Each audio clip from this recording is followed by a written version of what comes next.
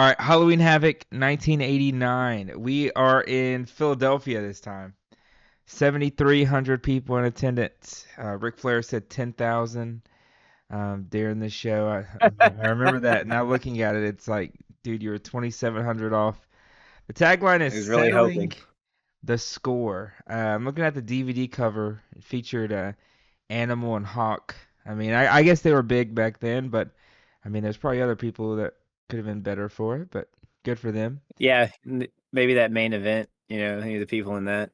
Yeah, and honestly, they're probably the Well, most they were Halloweenish settling a people. score, right? Yeah, They were I mad guess. at somebody on this, the skyscrapers, right? They were mad at them Oh, for dude, something. who isn't mad at the skyscrapers nowadays? I guess. I don't know. I guess everyone is pretty mad at them. Yeah. I was thinking that you know how the skyscrapers and fuck, what's their names? The Twin Towers should Yeah, should wrestle. That's all I think. That's all I think about whenever I see the that skyscrapers. Is match would just like, be really fucking bad. yeah, it'd be for people who don't know how to wrestle. Yeah, you're right. I mean, Sid's pretty good. Mhm. Boss Man isn't terrible. Dan Spivey isn't terrible. And Yeah, I guess it's just yeah, Akeem. yeah. I mean, look, like I'm not saying that they're lighting the world on fire, but remember when Boss Man had a pretty cool match with Coco Beware? Yeah, I remember when I liked Boss Man. Yeah, like you know, he um he had a cage match with Hulk Hogan. That would have been neat to see at a pay per view instead of 50 Hulk Hogan tag matches. But Nothing's better than a good old Hogan tag match. I think we've seen more Hogan tag matches than Hogan single matches, right? The three I singles feel that like at this point we absolutely have. no, I can think about four singles, and I'm gonna name them all to you. I can name every Yeah, one. you probably can right now. Yeah. Okay. The first single is Andre versus Nope, Hulk. you missed one. I missed the singles match. No, King Kong Yeah, Bundy. WrestleMania 2. Yeah. Yeah, I got them switched up. King Kong Bundy, WrestleMania 2. Uh huh. Andre, WrestleMania 3. Yeah. Andre again at Yeah. uh, fuck, what was The that main tournament? event. It was that the That was tournament? main. He No, wrestled at the main event. That's where the referee showed up, and then you had the rematch at the tournament.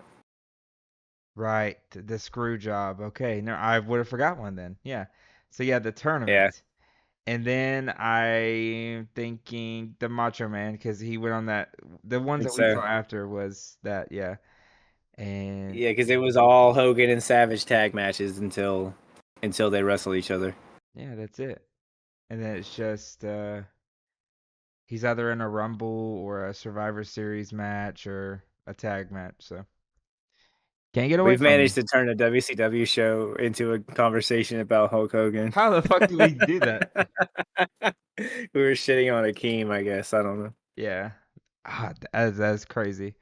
We could talk about Hulk Hogan for years though, I feel like. Yeah. That's another story. But didn't you have a story to tell? I mean, yeah, I thought it would be funny to start with witty or not witty, but like funny little banter, but we jumped right into the introduction. But so my weekend I just had, right?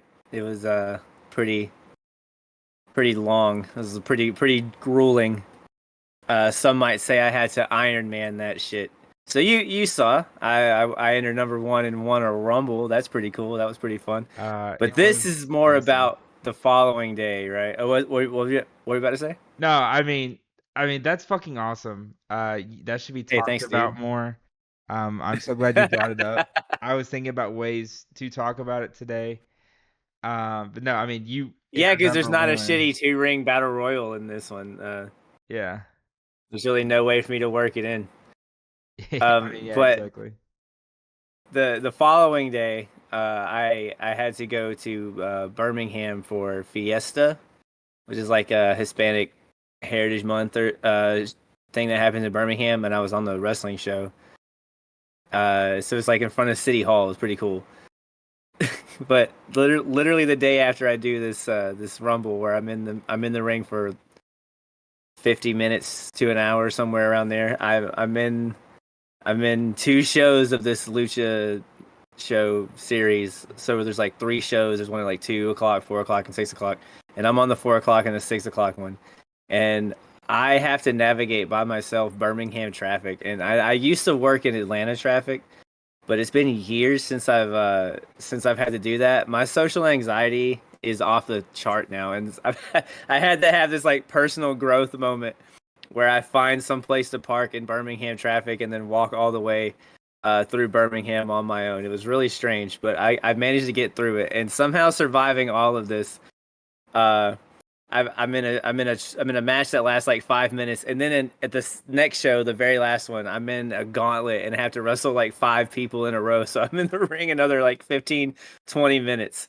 So much wrestling I had to do over the weekend, and then I survive all of it. I get my money, and I'm going home, and I stop at the ATM to deposit the money, and and I make it to the gas station, and my card is gone. I did not get my card out of the machine, out of the ATM. I was in such a rush to just go home and decompress because the mental stress levels were off the charts.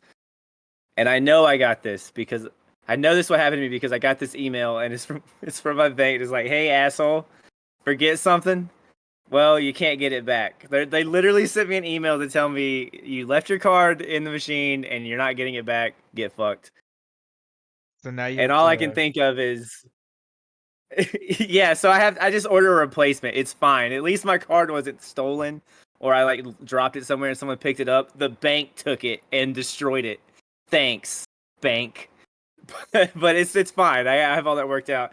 But I do all of this and then sit home to watch Halloween Havoc 1989. What's great is today is October 1, so we couldn't have timed this Yeah. any better. Maybe on Halloween or something, but like that would have been really hard to do, We should look up especially with us going like chronological order, you know. top 30 scariest matches in wrestling history and just watch them every day. Don't they do 30 days of Halloween or some shit like 25 days of Christmas? I could be Yeah, wrong. we I do don't know. 31 days of scariest matches. We're gonna start here. Number one, the Thunderdome match. That's all Uh, I got, man. real quick on that, they try to make it scary by like putting the props around it. Oh, I'll bring that up again later, but Yeah, like webbing and shit that yeah, and catches like on fire. trees without leaves on it, just fucking branches. Oh Yeah, it just god. looks like they hadn't like. It looks like they took it out of the like out of the woods. Like it's just been in the backyard, Yeah, literally. just gathering like moss and shit. And they're like, "Hey, get the Thunderdome," and this guy's still got like leaves and shit, twigs all over it. Get this to the Thunderdome ASAP. Get the Thunderdome out. It's time. Oh god. Um, but yeah, But no. hey, welcome to What did you Thunderdome, bitch. We're here. real quick, what did you go on the weekend? Like in Birmingham, did you win both matches? No, I didn't win any of them. I was in I was in a triple threat match where believe it or not, a mass luchador would win. And then What? I was in the gauntlet with a lot of people in it that a masked luchador would win. But it was What? a great match though. A lot of fun. A lot of fun.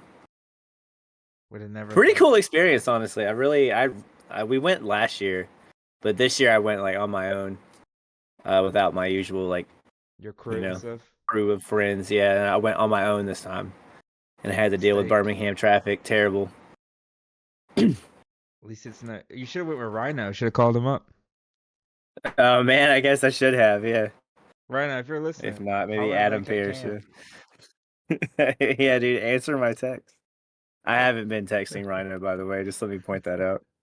You're like the girl he just broke up with, and you're sitting like, hey, I still love you. I'm just saying, you you can always ride with me whenever you're around. Rhino, I wrote my name. I wrote your name on my arm today, thinking about you. That's Um, okay. Yeah, that's what I did. Yeah. but okay. Halloween Havoc. Let's get back to it. That's on me. Yeah, Uh, sure. Hell yeah. the intro. The intro's pretty funny. They're trying to make it very spooky, Halloweenish. They show a They tried. cemetery. They tried. Yeah, they show a cemetery with all the main event guys: Muta, Sting, Ric Flair, Terry Funk, and they're basically ghosts coming out of their graves. It's kind of cool for the '80s, not gonna lie. Uh, Yeah, for 89. and we have back on commentary Bob Caudle, Jim Ross. How do you spell Caudle? Go. Is it Caudle? Hey, you're right. My notes, and I saw it when I was watching it yesterday. It's how you spelt it, but in my notes all day I wrote Cottle. Cottle. So that's how in my brain you spell coddle. But yeah, we There are often times where I'll have the spelling wrong, but I'll just leave it alone because no one else is gonna see me having spelled it wrong on my notes, and I'll say the name correctly. It's like autocorrect fixes and stuff, or like fat finger issues, where I was like, I'm not correcting that. yeah. No. And what's I mean it could get leaked one day. All of your notes could be leaked and people are going to see how bad of a speller we are, which would be awesome. Sure, But that, and you'll see how much I didn't enjoy anything involving Brutus Beefcake most of the time. but yeah, we have our first match. Someone's already in the ring. Um, it's I think it's one of your favorite wrestlers. It's Z-Man. Yeah, Z-Man. he's back, man. He's gonna be Do fighting. you remember what? Do you remember what tag team he was in WWF for a very short period of time? Like we saw him for one match. What team was Tom in? Do you remember who he Conquistadors. was tagging with? Is he a conquistador? No, he was tagging with Rick Martel before Tito Santana and Rick Martel were Strike Force. What were they before? This was the Can-Am connection. Okay. Yep, that's how we felt back then too. I think. Actually, I think I Okay. did like them as a team. Um, I think my one note was I really like the Can-Am connection. I hope they don't replace Tom Zink with Tito Santana. I And that's mean what that's a happened. valid note. I would have wrote the same thing. Well, guess what happened? uh, that exactly plus more. And he's wrestling Mr. Headlock himself. Here we go, Mike Rotunda. So this is Bray Wyatt's dad, right? Yeah, right? Okay, Yeah. I think so. Yeah. Yes, it is. Mike Rotunda. Barry Windham is not. I gotta remember that. Uh, True, yeah. why aren't they a tag team? I don't get that. Um, Well, when they were, weren't they? They were the U.S. Express or some shit. yeah. Back at Yeah, but now WrestleMania one. Barry Windham. Well, we haven't seen Barry Windham since he lost the U.S. title. Yeah. Hopefully he's okay. Maybe he's going back to Hopefully, WWF. I don't know. I'm sure we could find out, but we just haven't. We just haven't looked into it. What'd you think about this match though? Uh, let's see. Where was I? It was fine for it being an opener. It was kind of long though, I thought. It's Rotunda and he wrestles a certain way, and I just kind of come to grips with what it is. It's a very slow paced, almost very boring style, like on purpose. It's where he how can I put this? Like he he bails when he's getting his ass kicked. Right. He's very slow when he has control to the point where it's almost like fuck, something happened. But then right before you get to the point where okay, this is so boring, he starts doing things to get his ass kicked, and he starts to make shit kind of happen. Um, and it's a way of I notice he just more works the crowd with his work and his actions as opposed to like screaming and taunting the crowd or some shit. Um, didn't really have that much to say about it. I thought it was just like a really solid opener. I like Z-Man. He has like some good fire to him. He does some pretty neat stuff. I like the spots where Rotunda like goes for a little reverse crossbody and he reverses that. I think it's actually like the finish.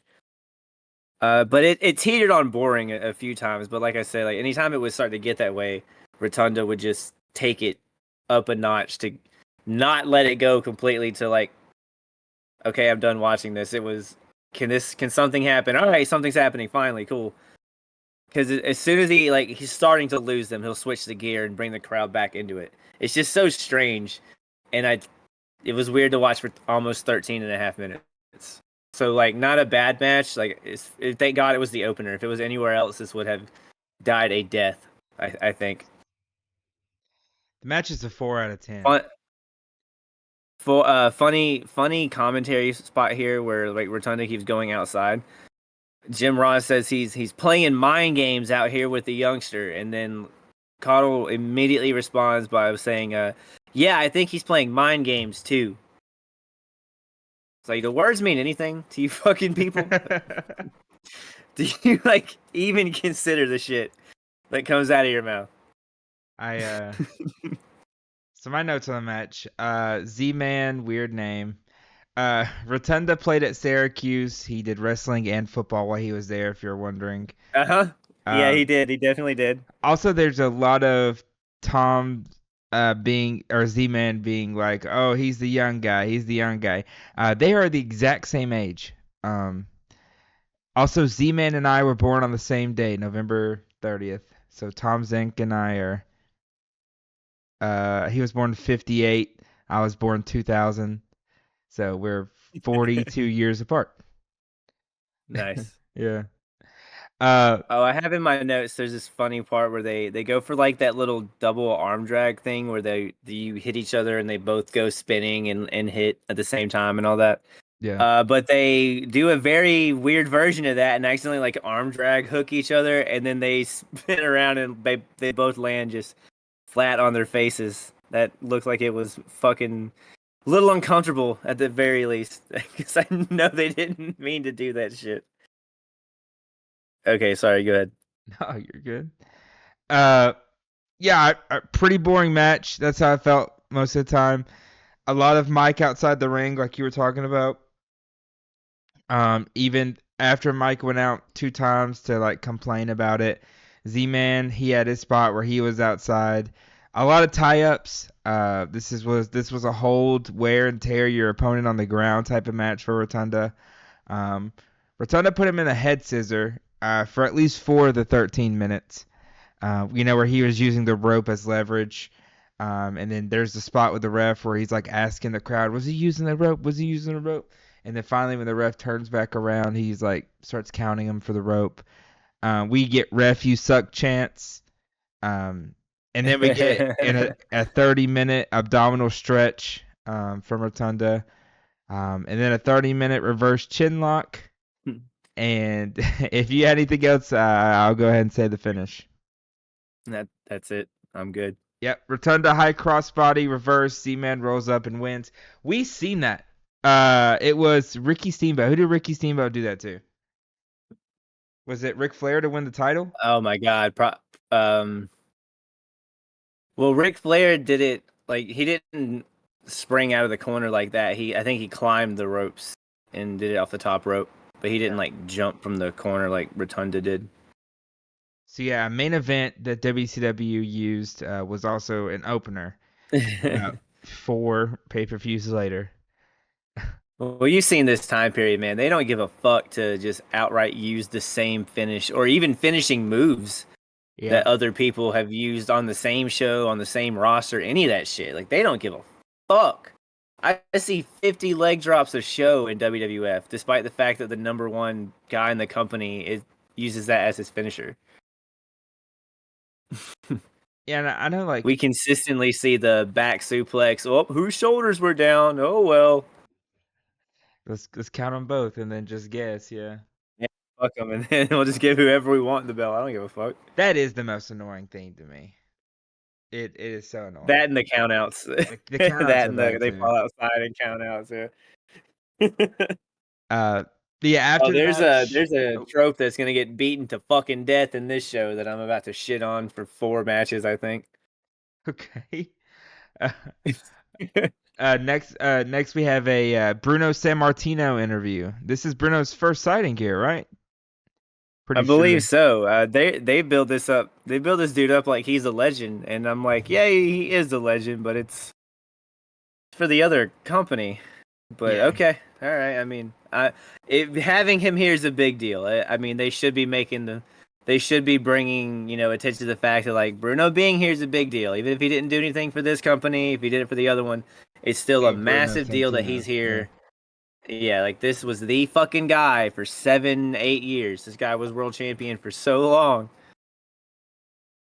Yeah, so basically Chris Cruz, I think is this it's a different interviewer. Yeah, I think that's him. I Um think his name is he Chris Cruz because the other one's Gordon Soley, and this was going definitely solid, yeah. not Gordon Soley. Yeah. He I don't know asked what Chris Cruz looks like, but it's not Gordon Soley.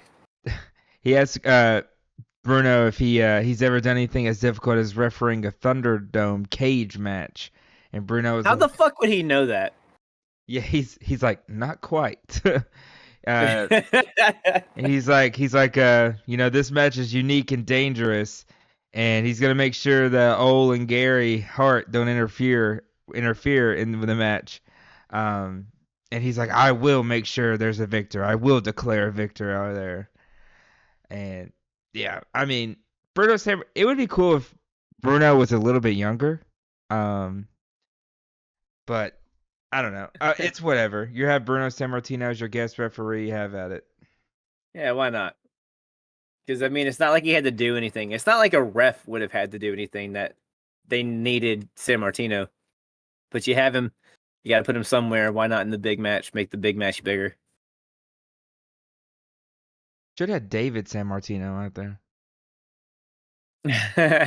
Yeah. Somehow he was not part of a package deal to get Hell Bruno no. here. I miss. Imagine Bruno San Martino jobbing out the Cuban Assassin instead of whatever the fuck did happen to Cuban Assassin.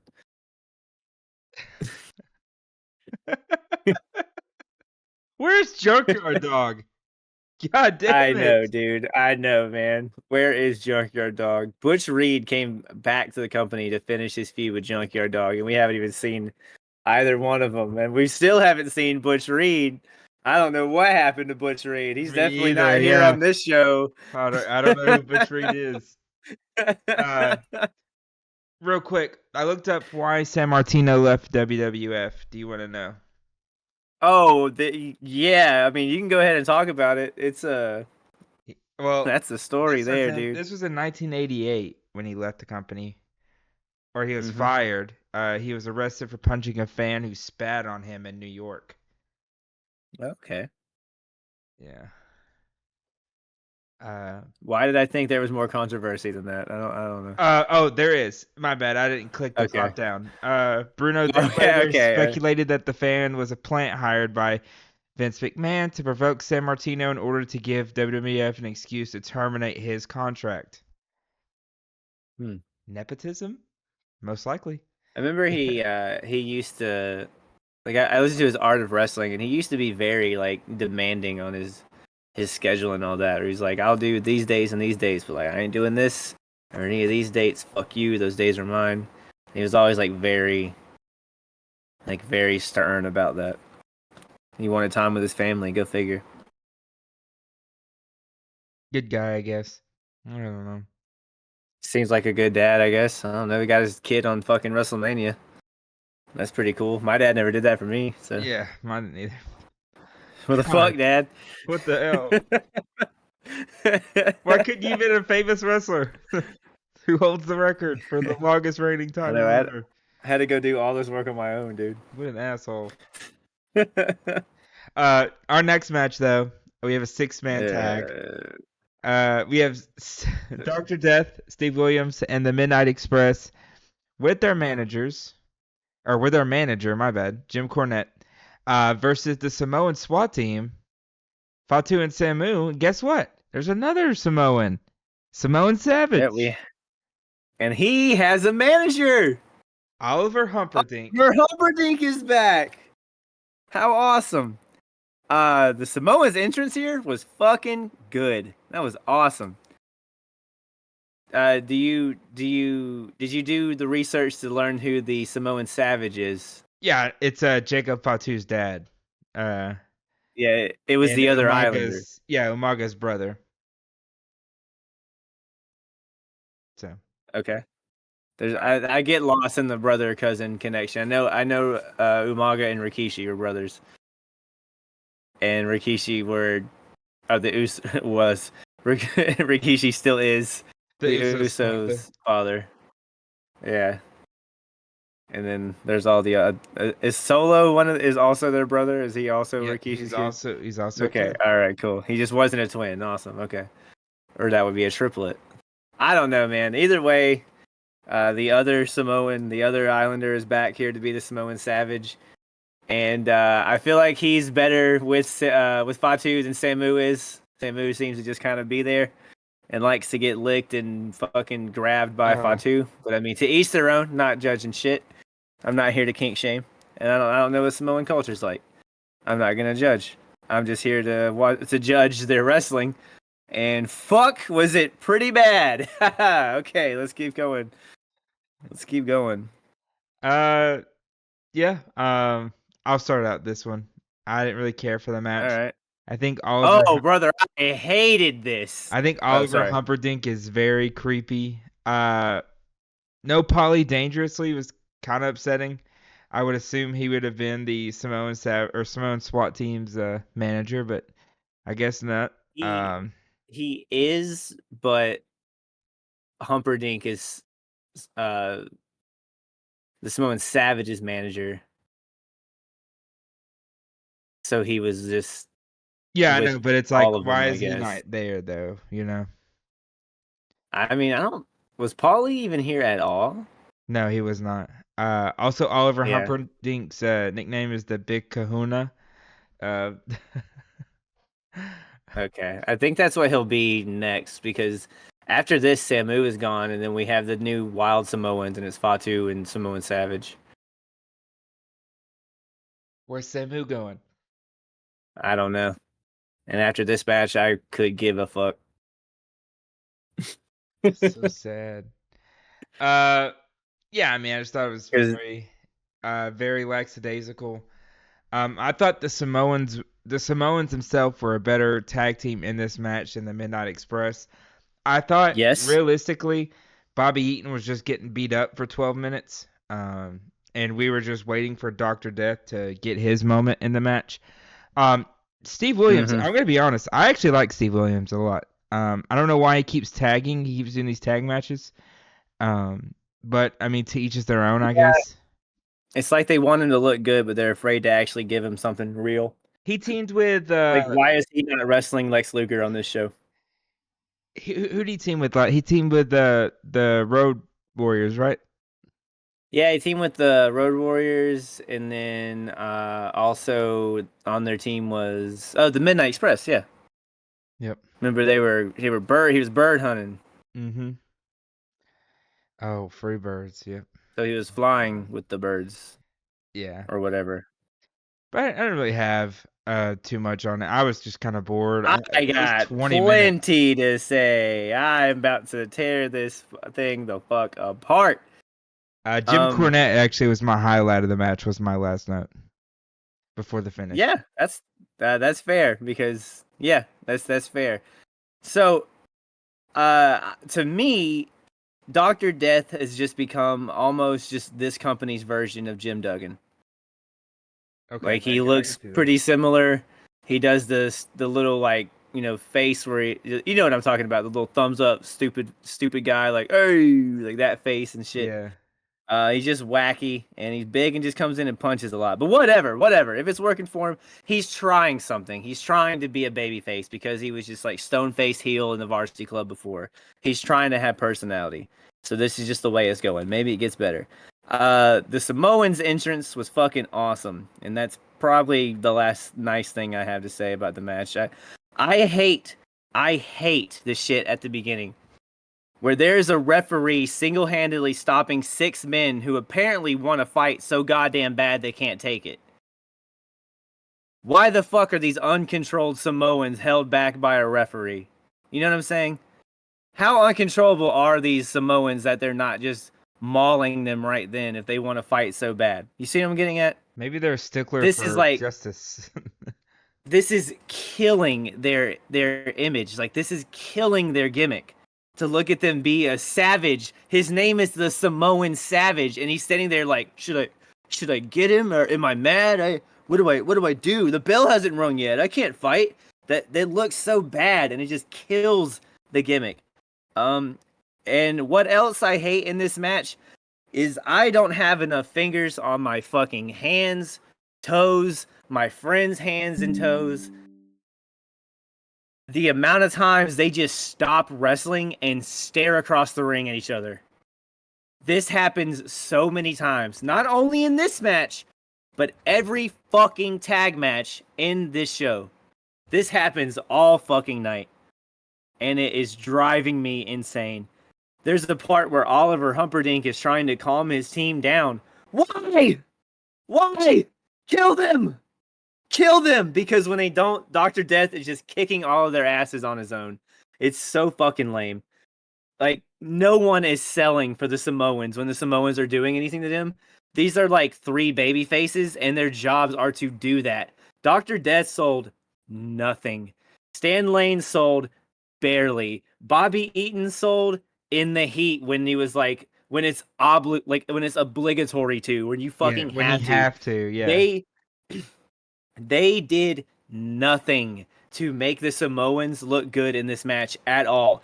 And if you weren't going to do that, if you don't want to make the Samoans look good, why the fuck do they not just lose the match? Why do we have to get this like DQ shit or whatever the fuck happened at the end? Like why do they like if it's that important that Dr. Death and Midnight Express look great, just have them fucking pin them because they don't care about the Samoans anyway. Because if they had, they would have not sat there and stared at their opponents for 15 minutes. They would have mauled them. They would win. Who the fuck cares if Dr. Death or a Midnight Express guy takes a fucking pin? Who gives a shit? Build people, and no company will just like they're so gun shy on this shit. And we have bad fucking finishes like this and shit for it. And it just gets so annoying. Like this match was supposed to, in my opinion, give me a reason to care about the Samoans. Otherwise, why would they have won? But they didn't. They took no chance at making the Samoans look good here. That's it's kind of really all I have here. I just really hated the fucking structure of this match, the pacing of it, how bad the Samoans looked, how terribly the baby faces sold for anything that was given to them. It's just like the ending was cool and the hot tag to the end was awesome. That's really about it. But that's all I got. I hated everything else about this match. Yeah, I mean, no, I really I'm love good. the Dr. Death hot tag, and then he comes in and uh slams all 3 of the Samoans. I thought was really fun. I just what if they would have put Dr. Death on the Samoan team, okay? And they would have had the original Midnight Express and the Midnight Express all on the same team. They should have ran that angle. Like they're all buddy buddy now with each other. The Mega Midnight. The Mega Midnight Express, yes. That'd have been great. Uh so basically what happens is Doc slams everyone. And then he throws Savage onto the SWAT team. He then hits a power slam, but Samu breaks up the pin. Lane then tags himself in. He attempts a DDT because that's every other person's finisher nowadays.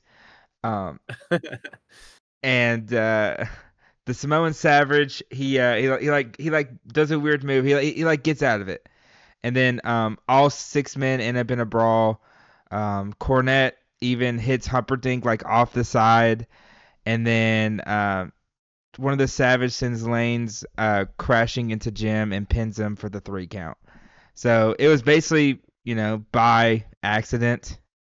But I mean, whatever, I guess. And yeah, well, how long was that match? Is there a time? You have time limit for it? 38 uh, minutes. This match is it the was 8 reason. minutes. 8 minutes? 18:23. Oh, 18:23. That match is Yeah. part of the reason this being 3 hours long. So Yeah. just I want you to let that soak And in for a it second. wasn't a good part of the 3 hours. Yeah. Oh God. But after the match, we have an interview with Gordon Solis back. Did you notice that every interview is in a dark room? Yeah, they have like this spooky little background with like the Spider webs and like spider webs and tree shadows and shit. yep. Stuff to be scary. It's Halloween. It's Ooh. Terry Funk and Bret Hart.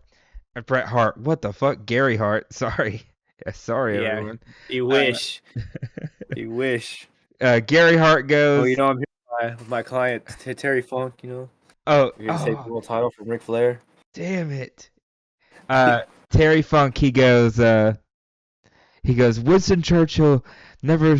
He said never say die. Well, Hart over here says electrify.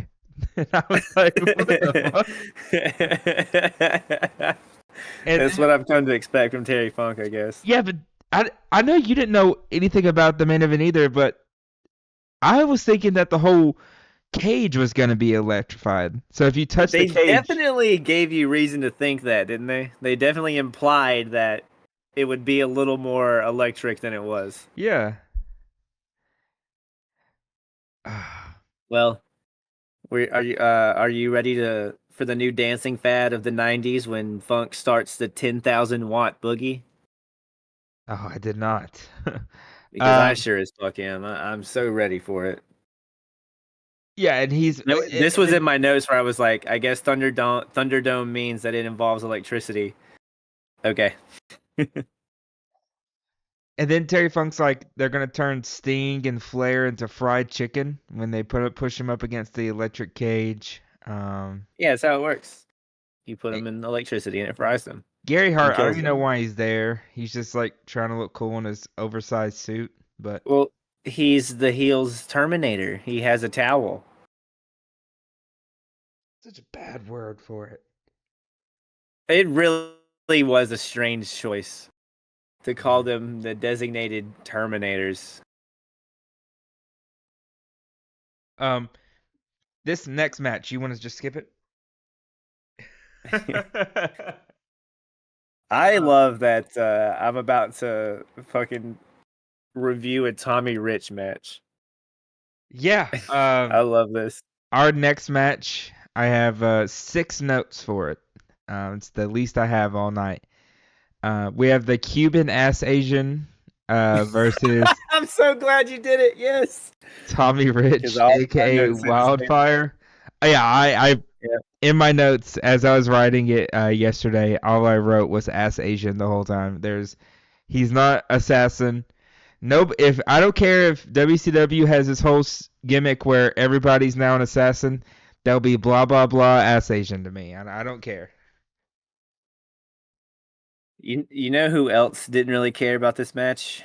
Uh, The the- crowd, dude. This match took this crowd and destroyed it. It cut it in half. It gutted it. It slit its throat. It murdered this crowd. You could see people getting up, and there are just these persistent boos and just disagreement with what's happening throughout what I thought was the rest of the night. Up until an electric cage is dropped, the crowd never recovers from this match. in the start of it though, there's a lot of there's a lot of Tommy Rich sucks chants. But they were also booing the guy who is the Cuban ass Asian. So yeah, it's kind of a lose lose situation here. Um, Tommy Rich, what do you know about him? I know nothing. I didn't even look him up. He's a former world champion for a little bit. He's actually I've run into him a few times out here in the old indie wrestling world. Tommy Rich is alive. Okay, good to know. Interesting. Yeah, he's alive. He's alive. Um, man, I believe he's still taking the occasional independent date. I don't think he's wrestling. I think he just makes appearances. Um, so if you need Tommy Rich on your wrestling show. Oh, he still wrestles in teams with Ricky Morton on occasion. You know what? Fuck it. Tommy Rich DM his. Let's see if his DMs are open. Let's get Tommy I Rich in don't here. think this dude has a phone. You're gonna have to email him or call his agent. He's not gonna have a phone with. He's not gonna have a smartphone. Oh yeah, he has an email. Cool. All right. You know what? Yeah, yeah, I'm gonna write down a note. Email Tommy Tommy Wildfire Rich. All right. Tommy, we love you. yeah. If you're listening to this after I email you, I love you, man. I can't wait. You should get on here. You know what? Tommy Rich, watch Survivor Series 1989. That's next. Yeah, And and tell us go what you ahead and think. skip us talking about this match. By the way, you're not gonna like it. Just let me go ahead and tell you. Yeah, Tommy, I don't I don't know what you were trying to accomplish here, man.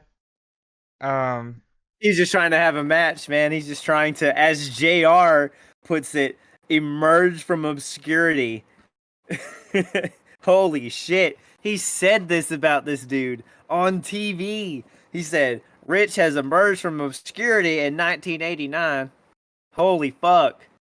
you know what, Cameron? That'll get him over. We didn't give I a fuck. Here he is. I still don't really give a fuck. You hear the crowd not giving too much of a fuck either. I'm going to talk about the sports history of the country of Cuba because Cuban assassin doesn't have any sports history either because he's an assassin. I hate this. That's JR watching this match. I have some great news for you. Okay. You ready to hear Tommy it? Rich has already messaged you back? No, not only will we be No. having Okay. Tommy Rich next week, the Cuban assassin is also alive. He will also be on the show. Oh, man. We can have him talk about this match and how the crowd really didn't like it. You know how you know how how I can tell that a crowd doesn't care, other than the boring chants that not even the editing magic of Peacock can get rid of. Uh, whenever whenever a guy throws a chop and you don't get some type of reaction, this crowd didn't give a shit. He chops the piss out of or Cuban ass Asian chops the piss out of Tommy Rich. No one does a thing, man. That's how you know no one's watching this stuff. Rich fights back to no reaction. Um, the crowd came for this electric cage match and like Muta and Flair, and right now they're watching this dude that looks like older Ric Flair pass out to an arm wringer. Really, really crazy. And Rich with the Thez press. to end the match, bro. It ends the He match. walks straight out like he knows what he did. Like he knows what just happened. He's not proud of it. He knows this wasn't great. I'm out of there. At least it's over. I'm fucking gone. This probably would have been the rare case of a match that would have been better had it been on mute. The crowd did not give these guys any chance. Like, what the fuck were they doing putting this on the card? What happened? I don't know. Like, this is why I'm saying make this Dr. Death, make this Dr. Death killing Cuban assassin or something. And leave Tommy Rich the fuck out of this, or let Tommy Rich team with the Midnight Express and take that pin from the Samoans. Why was this match on this card? Holy shit. It was so bad. It was so bad. And dude, the crowd, like I said, they do not recover from this until that cage comes down. You know what? When both of these guys are on here next week, Cameron, Yeah, um, we're gonna ask him about it. And we'll when their ask him about it. conversation is just as boring as the match, we're gonna just start like, boo, Yeah. boring, Why don't we just? boring. What about if we're just like, uh-huh, uh-huh, uh-huh, for like 30 minutes? Just let them fucking take off, and then I'll randomly unadd them from the group, and then we'll continue the review. Yeah, we'll go to Survivor Series '89, where I Dude, hope to God there's not a 10-on-10 Survivor Series match. could you imagine us two, Tommy Rich and the Cuban Assassin, watching No Holds Barred together? That'd have been fucking awesome. It might have been. It might have been. I God, guess we'll never know. I'm. We need a No Holds Barred too, but Yeah, it needs to be Cody Rhodes oh god, against somebody massive. So like, Roman. who's a gigantic? Oh, No, it's got to be a movie Omos. star Oh, that's like movie big in star. Hollywood right now. That's like fucking huge. The people are like, whoa, that guy's. I don't know. Terry Crews is dead, isn't he? So it can't No, be him. he's alive. He's alive. He's alive. Okay, well, all right. Well, then Terry Crews, man. Terry Crews shows up Terry and Crews, No Holds Barred too. um, wrestled WCW for a couple years, right? What? You didn't know that? No, Yeah, nah, bro. No, I no, swear, I swear, no, no, I swear, no, no, I swear. no, no. Yep. Oh my fucking God, you're right. It's like 99 to oh Sergeant 01 or Terry something. Jeffords. Yeah. Oh my God. Terry Crews goes Never mind. All 1-1. right. Fuck me, dude. I can't believe this. He was in Battle Dome, man. Oh my God. All right, well there it is. You just taught me something about wrestling on live on our podcast. How about that? Mark the date. Survivor Series. No, mark the date. It's October 28th, 1989. Right after Tommy Rich has defeated the Cuban Assassin with the legendary Thez press in a match that is Some are only as saying, boring as the dream you have when you fall asleep during it.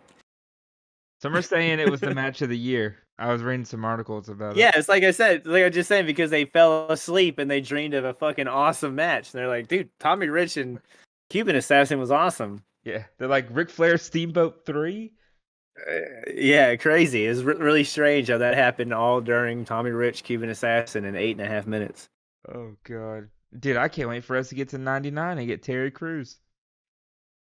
We're gonna have to watch WCW stuff, man. Fuck yeah. Um, but yeah. So after the match, we have Gordon Solie again. He's with the Freebirds this time. He's like, in just under a minute, uh, all of this out here, all of this goes down. And Jimmy Garvin and Ronnie Garvin are brothers, right? Have to be same last name. That's how it works in my eyes. I have no Um, idea. It's got to be right. They got to be related. yeah. He I mean, I remember the Garvin family. Yeah. Jimmy Garvin's basically like, same old story. We're gonna remain the champion. Hayes then's like, he says that there's so many women and so little time.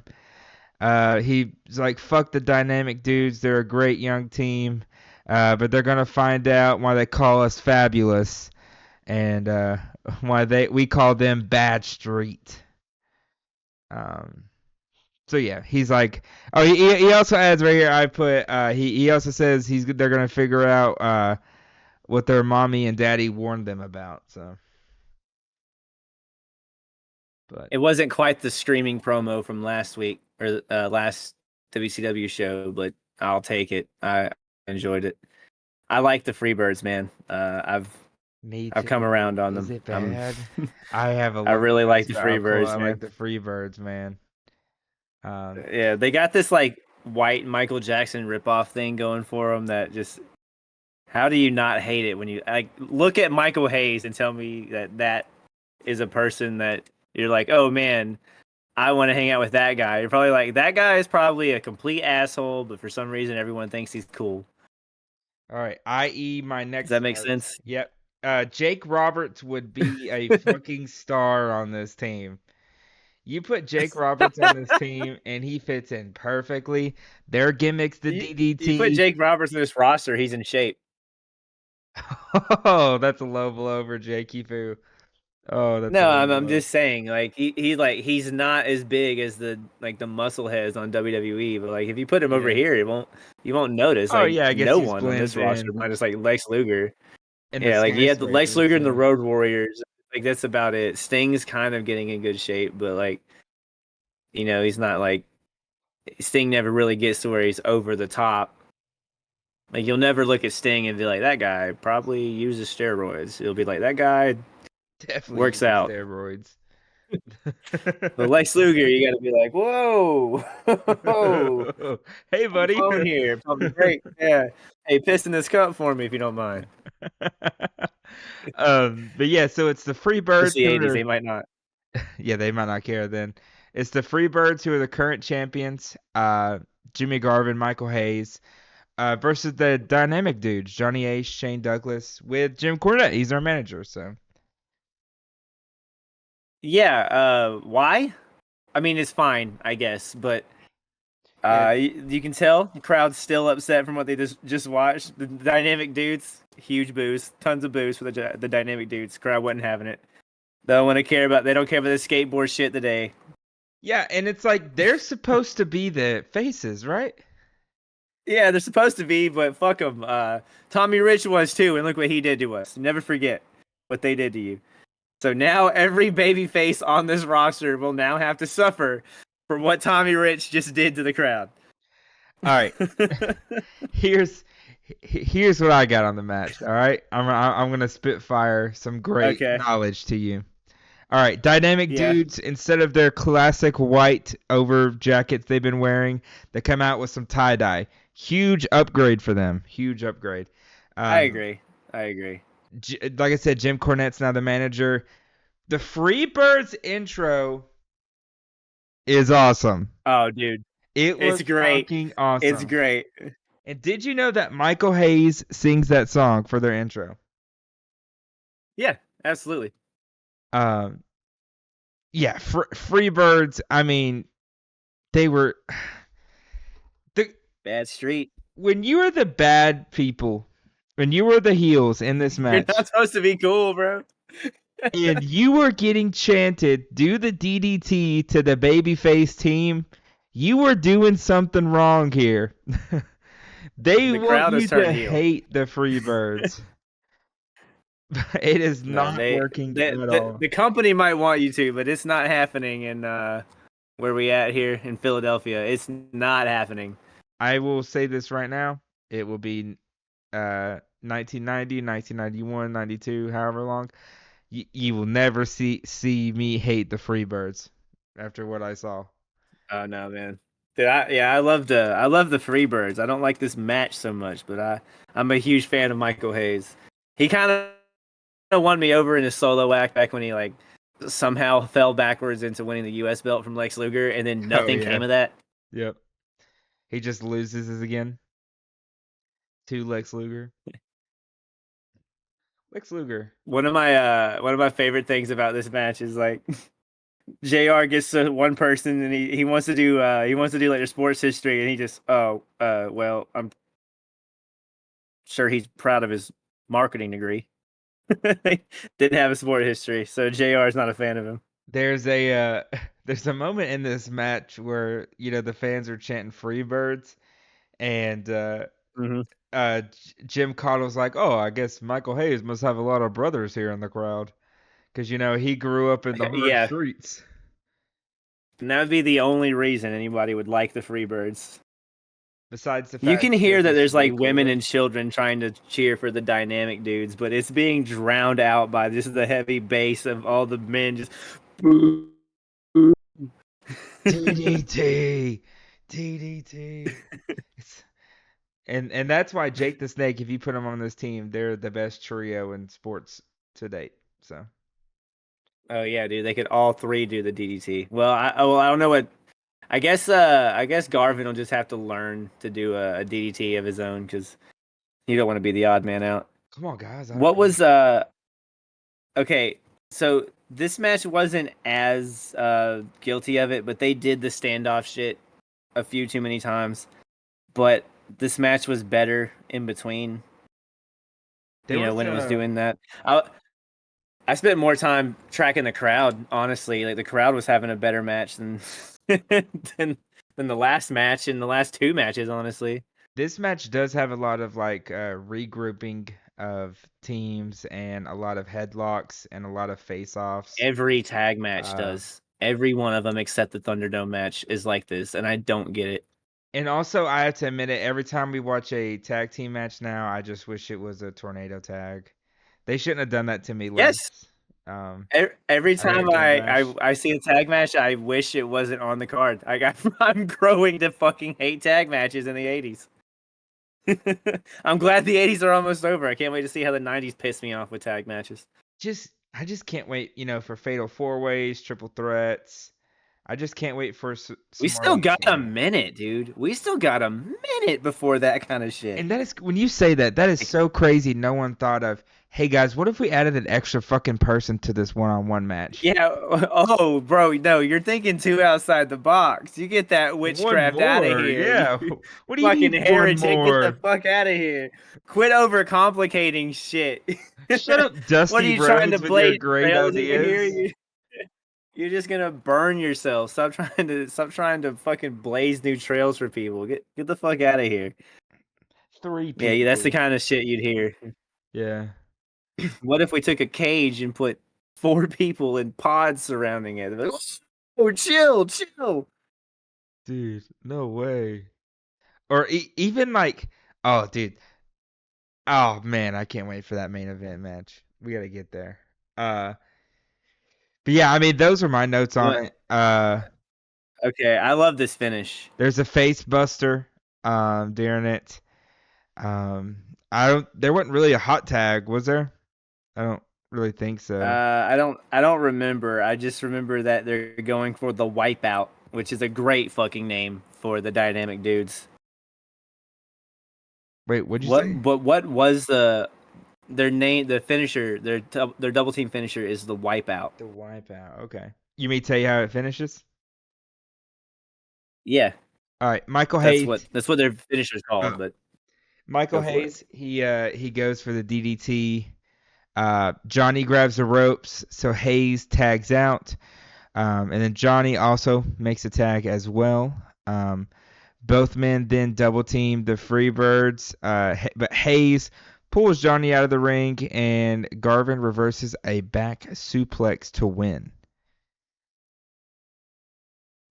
Yeah, so I don't remember exactly what the finish was like, but they went for the Wipeout, and then from the floor, like Hayes He pulls the legs pulls of him. one of them, so Yep.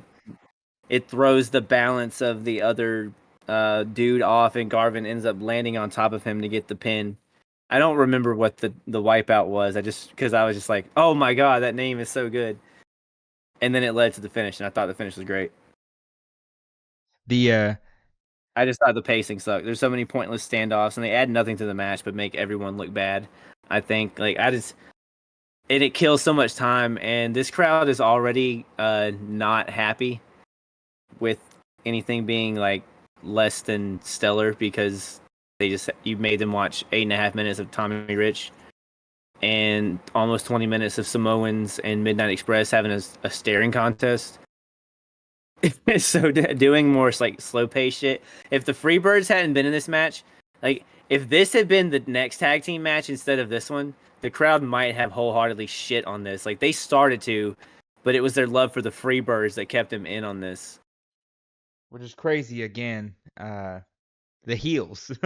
They should be Yeah, getting I don't know. zero I don't know if love. the crowd knows. Like either somebody needs to tell the crowd that the Freebirds are heels, or somebody needs to tell the company that the Freebirds are the most over act you have Yeah. at the moment. Because like other than Flair and like maybe Sting, I don't know if anyone had a bigger reaction than the fucking Freebirds on this entire show. Maybe they're from Philly. Maybe we're looking at it differently.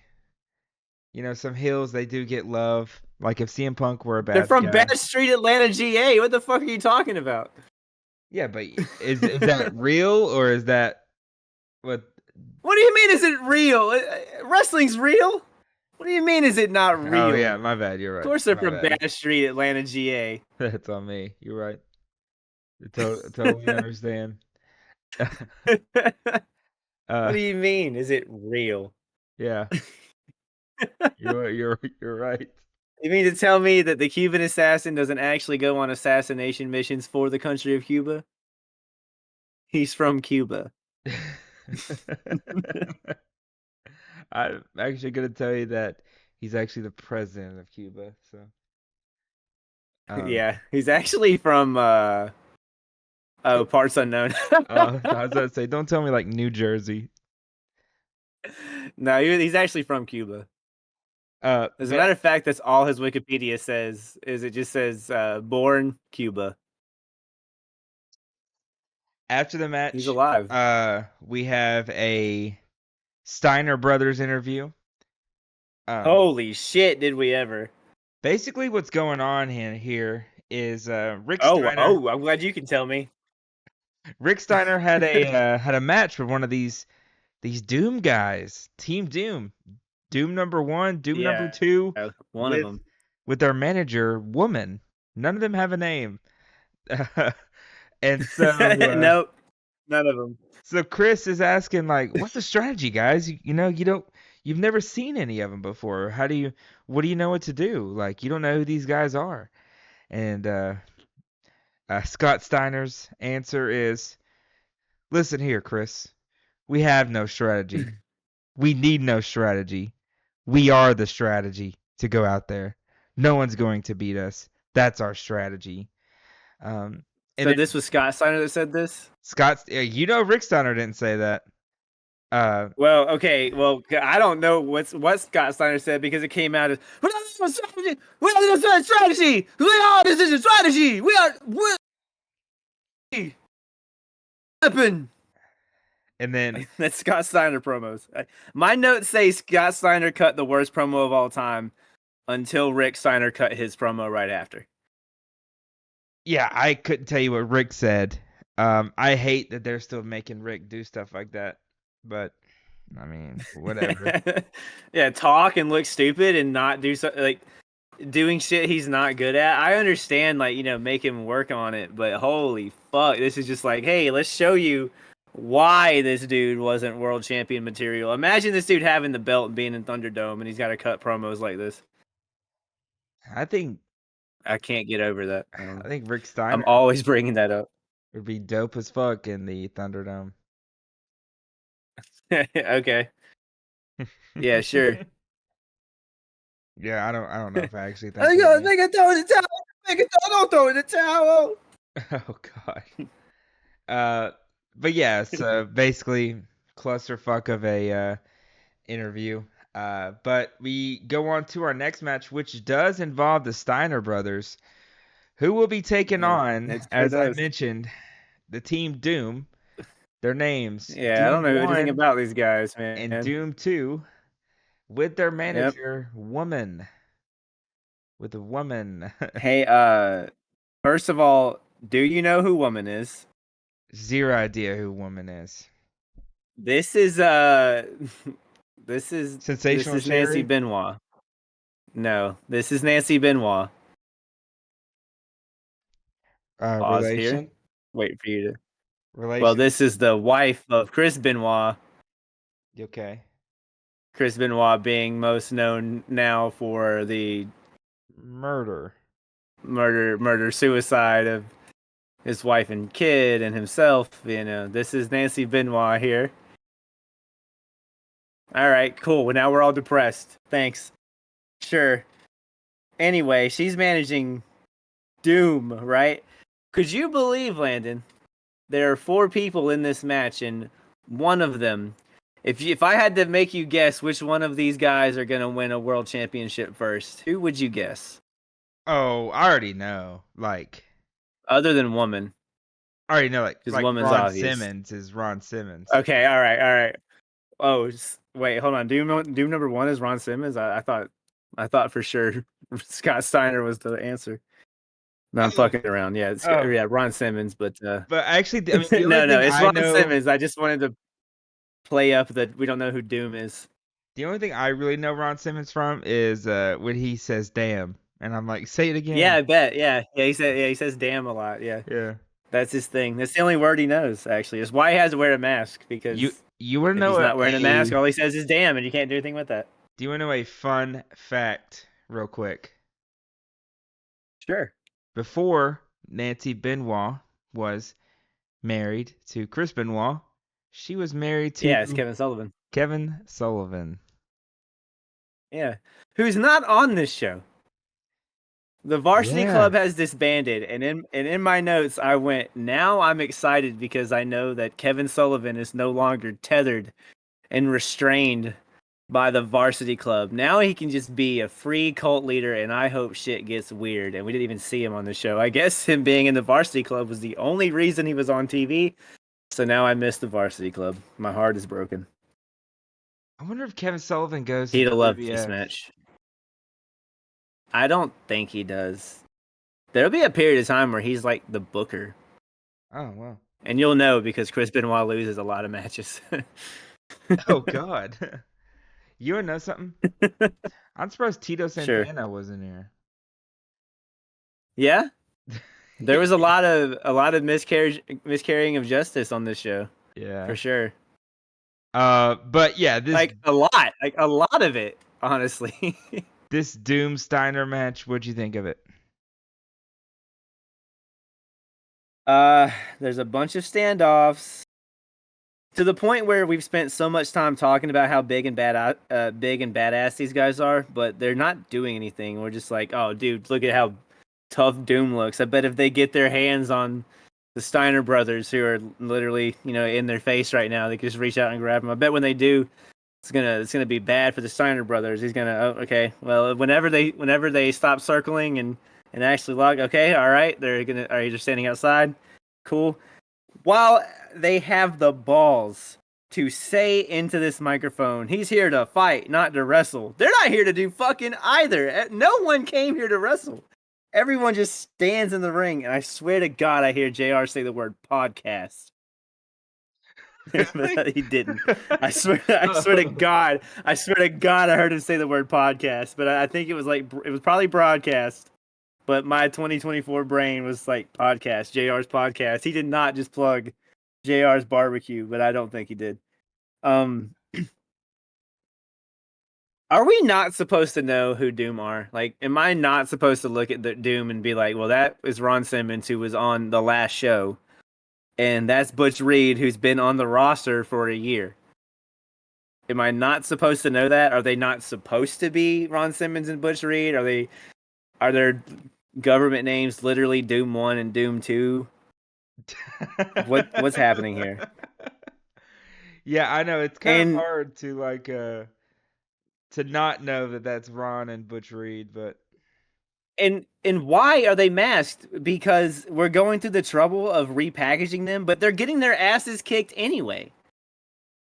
Like it is mostly the Steiners until the dumb shit at the end. Which we've seen this finish before too. yeah, with the powers of pain, right? No, it was the Russian ass Asians. Right. They Yeah, the yeah, yeah, manager yeah, put whatever the fuck gimmick in his mask and they headbutted him. And then there it is. The crowd kind of loses their shit though when Scott Steiner hits the Hurricane Rana.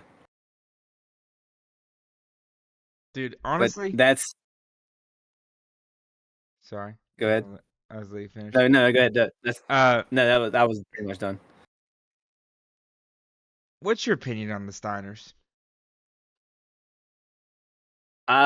Scott Steiner looks like really cool now because he's doing a lot of innovative athletic shit, even though it's probably like dangerous as fuck and someone's gonna get hurt. I am rather bored at this point in Rick Steiner. I don't like his style very much. I'm not gonna say he's bad or anything. It's just his style doesn't click with me. It's just not what I like. And I want to see them grow as a tag team. I know that at some point they've got to turn into a good tag team, right? Like the Steiner brothers are a legendary team. So at some point they got to become a good tag team to watch. Maybe they need better opponents, like who's not whatever the fuck this was supposed to be, because it's another scenario. If you want both teams to look strong as fuck, and in the '80s that they take that as okay, don't sell as much. So it just becomes like a bunch of awkward hitting and shit. I know I'm getting distracted from the initial question. Um, but I say that because like if they had a group like the Varsity Club or even the Samoan SWAT team, and they actually began selling and actually working a match. Maybe if they even worked a real match with Doom here instead of whatever the fuck this was.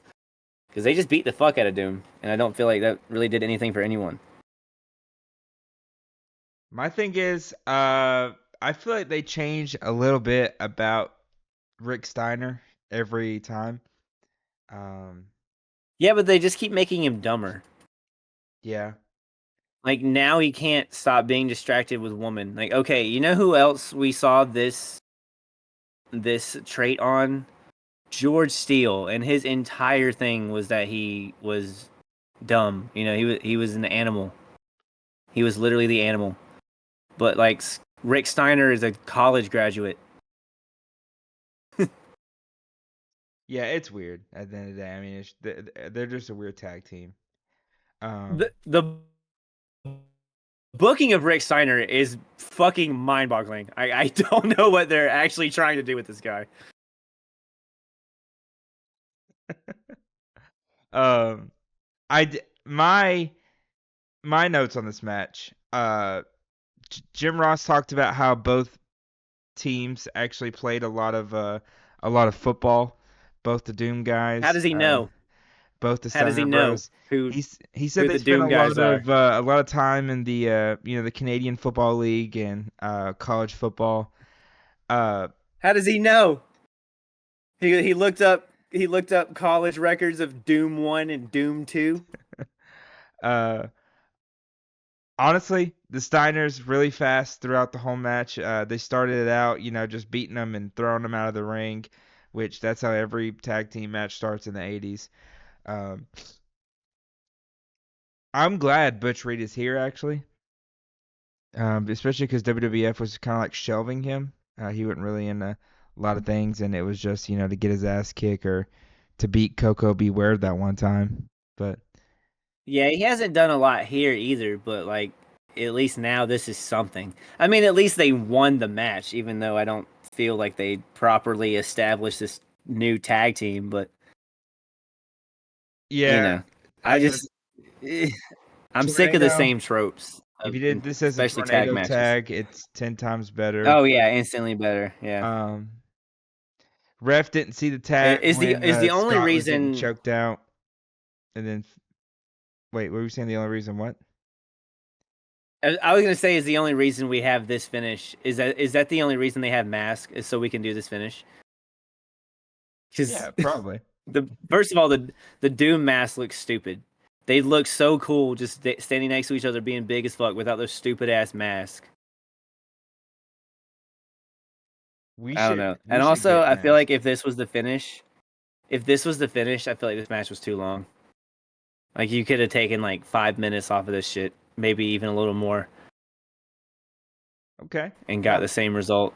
Yeah, I mean this could have been a squash match, honestly, if they really wanted I it don't to think it be. needs to be a squash match. Like if Doom, I just think if Doom needs to win, I'm glad that it was a pinfall and not some dumbass DQ or some shit like that. I mean, at least if the heels are gonna win, at least if the heels are gonna like, at least the heels cheated. They did heel shit, but I just feel like they got their asses kicked, and they're supposed to be ass kickers. Mm-hmm. You see what I'm saying? So like Yeah. the Steiner brothers probably not the best team to put these dudes against if you want to establish them. But I mean, although beating the Steiners, yeah, that's a big win, I guess, because Rick Steiner's been somewhat of a big deal. Scott Steiner's still kind of new. He's like Rick's little brother, just getting a chance to wrestle now, but he looks fucking incredible. So I don't think he needs to be established as a strong ass kicker. You know, I don't know. I just feel I, like this was a little strange. I didn't hate this match. I just Jim Ross also I'm talks sick about of doing tag matches this. on the show. That Rick actually convinced Scott to not become a teacher and become a wrestler instead. So Yeah, thank there's God. Well, I mean, look, Scott Steiner knows his math. All right, that's documented. We have proof of that. But what Scott Steiner doesn't do very well at is public speaking. So it might have been hard to have him as a teacher. Although it might have been fucking awesome. Probably would have. You probably would have had more fun. You think the math would have been better than most of his matches? Um, at least any of them we've seen so far. I Uh, don't want to. I don't want to like preemptively shit on him because like last time I did that, I had to like give Lex Luger praise, and I don't want to be caught in that again. but yeah, as Cameron mentioned, woman puts something in the mask of I forget which Doom person, but it was one of them, and he just headbutts Rick Steiner, knocks him out cold, and yeah, Doom wins. And that was it. So we then move on uh, to a backstage interview with Lex Luger. Just like as you mentioned, you weren't high on Lex Luger. Now you are. I love Lex Luger. Um, Oh, dude, I do now. I I mean, fucking I love love this Lex Luger. version of Lex Luger, the wrestler. Will speak nothing to him as a person. Don't know what he was like. Don't know what he's like now. Don't give a fuck. Don't give a fuck. But Well, Lex Luger, the wrestler in 1989, fucking killing it. well, guess I what? don't keep up with people, and I know he's had some controversy on him, so I don't want I have something to tell you. to. Okay. Lex Luger will also be on next week's episode. Oh shit. There's no way you got Lex Luger. Had to. He motherfucking Tommy Rich wouldn't come without him, so I had to. Oh well, Tommy Rich is coming. Yeah. I think this match is when I actually like start to praise Tommy Rich. Like I love that dude. That dude's probably one of my favorite referees now. Not Tommy Rich, Tommy Young. Tommy Young. Tommy Young, yeah. Oh, okay, you're talking about Tommy Rich. God, I that quickly forgot about Tommy Yeah, I Rich. don't. Tommy Young is the guy I was talking about. Yeah. I know what you're Sorry. talking about. I No, got you're so good. distracted because I'm thinking ahead to how great this next match is and how I'm finally enjoying one of the matches on the screen. I did Um, like Freebirds and Dynamic Dudes, but this show's been kind of rough. yeah. Yeah. So we have Gordon backstage with Lex Luger. Luger saying, uh, like this is the real deal. Flying Brian's exhibition skirmishes are over. Uh, he had to face all those guys to fight him and big money, big reputations. Um, and a big match, and this big match, this magnitude of it's for all the marbles. He's not gonna get another chance. Uh, yeah, really, just Lex Luger just being Lex Luger, saying anything he wants. Also, I gotta point something out. Lex Luger last week, or it might have been two WCWs ago, where he tells he tells Ricky Steamboat and the referee, he's like, I'm not gonna do this fucking match unless we change the stipulation. And they fucking do it for him. I love Lex Luger. Yeah, yeah. He's been definitely one of the surprises for me of checking out WCW, late NWA. Because here I was coming specifically for Ric Flair and Ricky Steamboat, but I stayed for the Lex Luger and the Stings and the Barry Windhams and Tommy Rich. Later in Hell the yeah. interview, Gordon or Lex Luger's like, I'm gonna be the champion of the '90s, and Gordon's like, I think you're getting ahead of yourself, and he's like, how many times have you been champion? And then Luger's like, I'll be his champion as long as I want to be, and then he just walks away. And Gordon goes, well, he's been champion more than once, so that means he can be beat. Like, okay, cool. Fuck Lex Luger then, I guess. Yeah. What the fuck was this? What the fuck? Imagine, Like Gordon Soley just jobbed out Lex Luger on a promo, man. What the fuck was this? imagine Lex just getting like really mad. He's like, you know what? I'm just not gonna fight tonight. Fuck it. I'll tell Yeah, who's gonna stop him? I'll tell the promoter like I'm fucking done. Like I'm not doing anything. Yeah. Yeah. For Well, who's Brian gonna stop Pillman's him? not as nice as Ricky Steamboat. Oh God. Yeah. We have the next match for the United States Heavyweight Championship. It is Cheerleaders. yeah. Brian Pillman or Pillman, right? Flying Brian Pillman. Uh, Yeah, yeah. versus Lex Luger for the like I said, the NWA US title. Uh, very weird. They call it like the US heavyweight title, which whatever at the end of the day. Yeah. But yeah, what you think about this match, man? I bet you have a lot of good notes on it. I I really like this match actually. Sports history again, by the way. Plenty of it. I like that like at the beginning he slaps the fuck out of Brian and Brian just loses it and just starts kicking his ass. Anytime he like goes for like springboard stuff, anytime he like does the high flying stuff, Luger kind of bails out and he tricks Brian into chasing him to get him. Um, Pillman does probably about the 10th corner crossbody of the night. Like, goddamn, so many people have been doing that move. Like, I think one of the Steiners did it. I think one of the Dynamic Dudes did it. The Cuban Assassin did it twice. I'm pretty sure everyone's been doing it, but he did it, and surprise, no reversal. Let's see. There's a point where Ross just starts pointing out that like I don't know what the fuck he's doing. Luger has a distinct power advantage. He should be using it. He's like getting mad at him for not just bullying Brian Pillman. Yeah, because he's trying to like. Go ahead. He points out in the beginning, like, his Lex Luger's thing is like he wants to be on offense. He never wants to be on like the defense offense where he's having to get out of your moves to gain the advantage. And then and so that's ticking him off during the match. But yeah, you can continue. Like Luger at one point is outside and he's like yelling, he's shouting so hard at this fan. And you can just like it's when he's in the world's longest arm wringer, short of the one Tommy Rich was stuck in earlier. Like Luger is shouting at this dude with his free hand pointing at him. And then the camera cuts to the dude who is like leaning over 3 rows shouting at Luger. Pretty cool heel heat. I said that the crowd didn't come back until like the cage was dropped. That's not true because they actually kind of came back alive for the Steiners, and they seem to be really into Pillman. There's just still is this like little pocket of the crowd that seems to be more for the heels. So maybe it's just kind of like a smarter crowd. I guess those existed in '89. I don't know. But as soon as he starts, he gets like the power stuff going and like toss Brian as fucking high in the air as he can for some crazy height. And I love that like it gets to this point. Brian starts to kind of fire back on him, and Luger stops it and hits a clothesline and just in the back of his head. And like Brian goes down, and Luger just goes fucking feral and just starts beating the piss out of this dude. And that's when the crowd's like decisively, all right, back to hating the heel.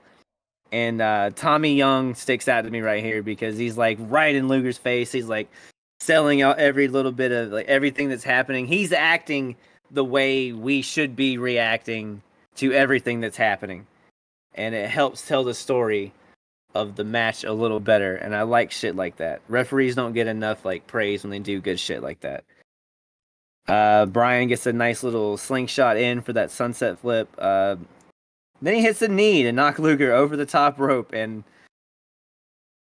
there's always debate on the NWA shows if like that's a DQ or not, but they'll be like, "Oh, it was his own momentum." Just wait until it's a convenient excuse for them to DQ somebody for throwing him up over the top rope.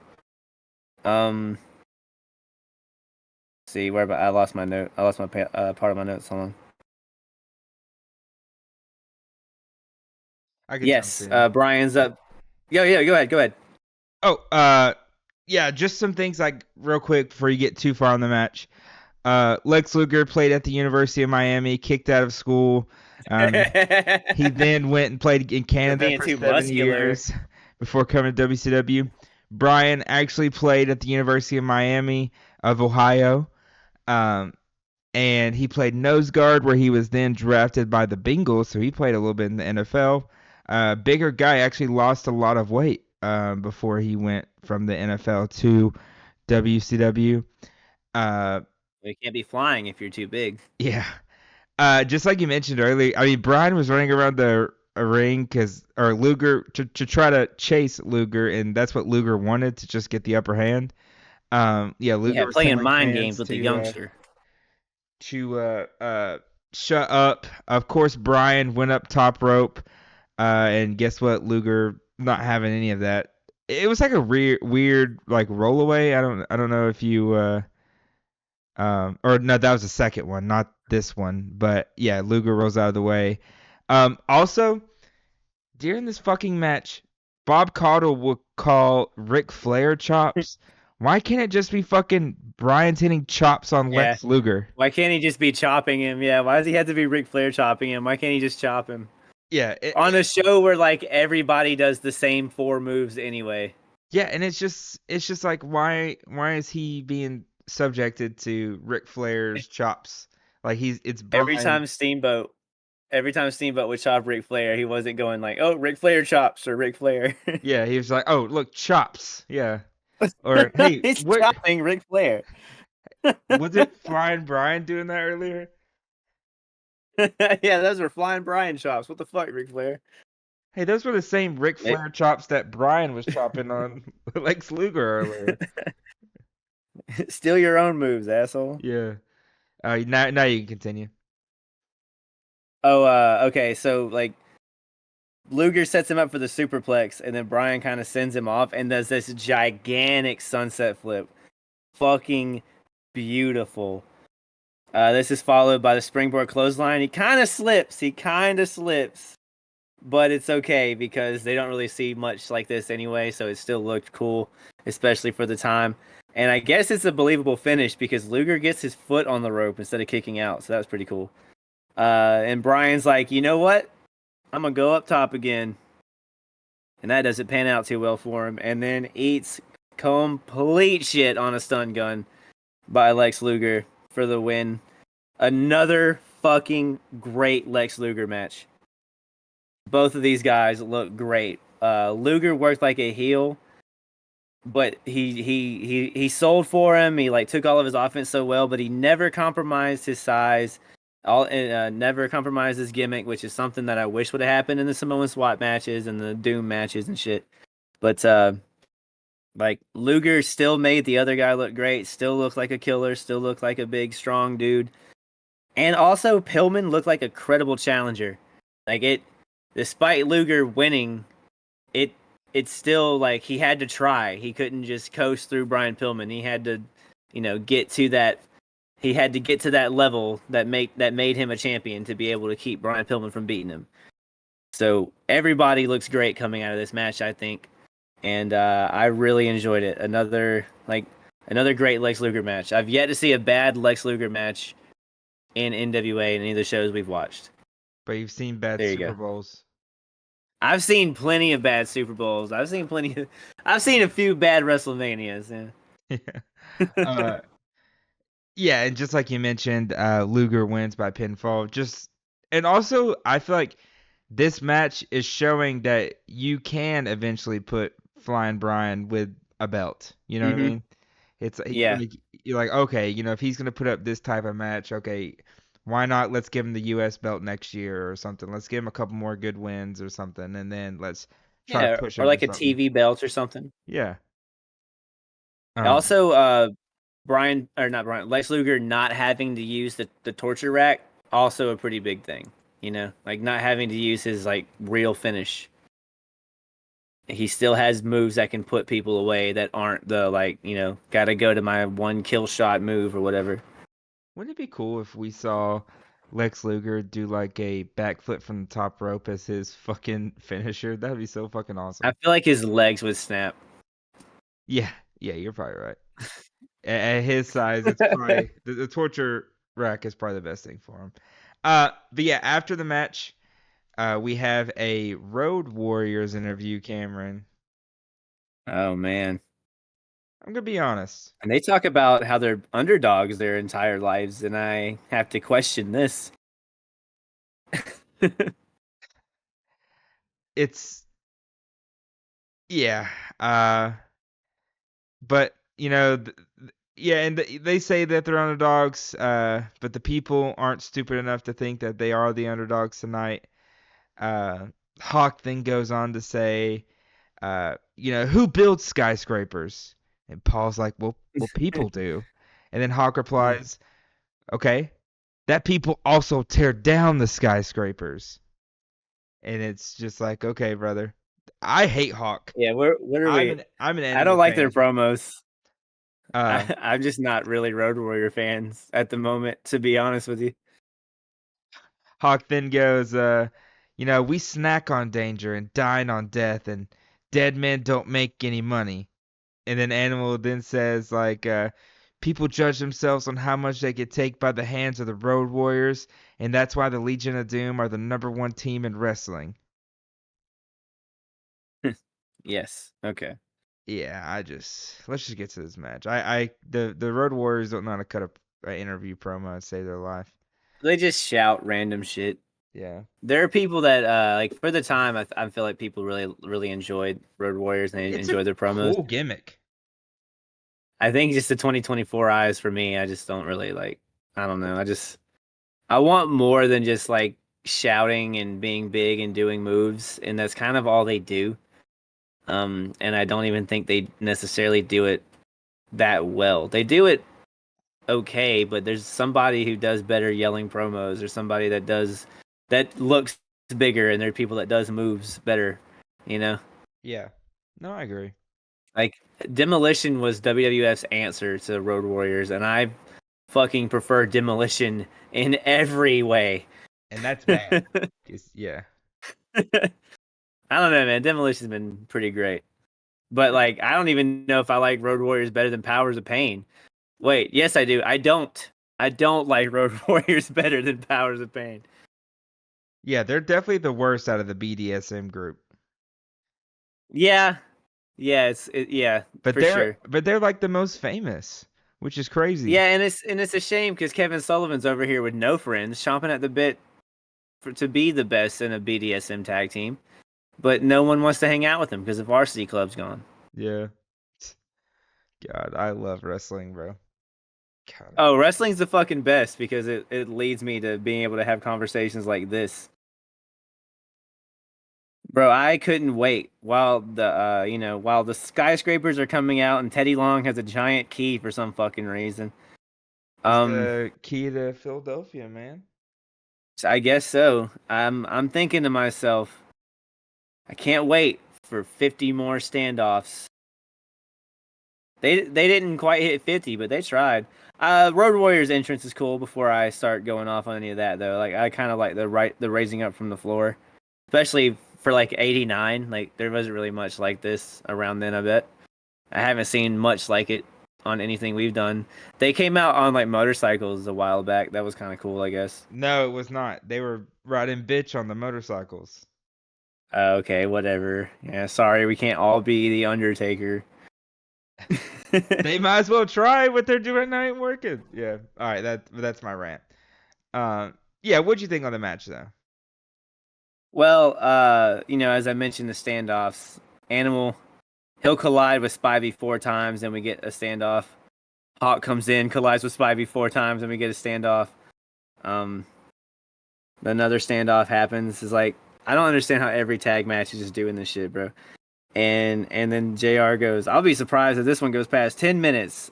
Fucking how? Like no one's wrestling. Everyone stops every 30 seconds. And I feel like I've literally copy pasted my review of every fucking tag match for this show. I will say though that Sid looks unreal scary. Like when they're doing the test of strength, Sid looks horrific. He does a whirly bird too, which is really cool. That's always really fun to see. It's the thing where he like picks him up over his head and spins around and tosses them in the air, and they keep spinning a few more times before they hit the mat. That always looks fun.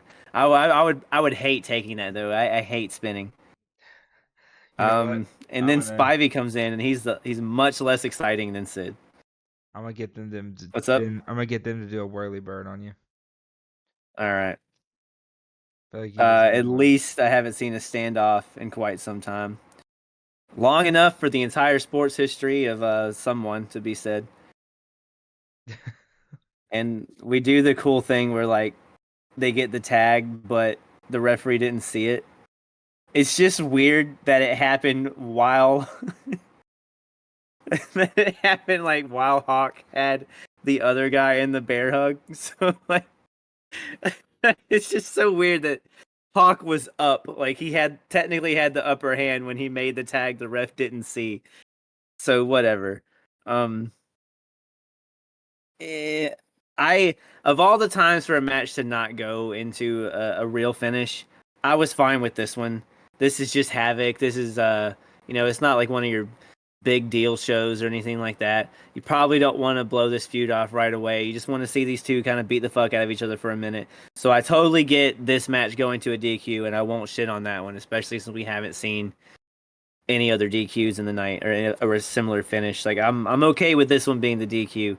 The match itself wasn't bad, especially given how bad the tag matches have been tonight. But um, that's really all I have on this match. Crowds lost all their shit, by the way. They love the key and all the post match shit.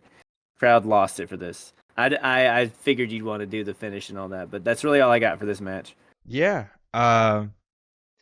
Yeah, so my couple notes on it. At the beginning, Hawk has a crazy ass shoulder block that knocks one of the skyscrapers like completely on their ass. I forgot who was It's the probably person. Spivey. Probably. I mean, Spivey. Also, I figured out how you could tell Hawk from Animal from each other. Hawk has the side hair, Animal does not. Because I was just like, how do I Yeah, figure like out which one's Hawk? I hate Hawk. it. Um, Hawk has the double mohawk, and like Animal has the one in the middle. So if you put their heads together, they like plug in or some shit. yeah. That was like the idea of it. But basically, how it ends, Hawk gets a boot up in the corner, and then he makes the hot tag. Animal hits a shoulder block on Spivey. They get into a slugfest with Sid, and then all four men then come into the ring. Animal hits a power slam, and then the managers, for some fucking reason, both start coming into the ring. Uh, uh, Ted hits, it's Ellering, right? Yeah, with the Yeah, key,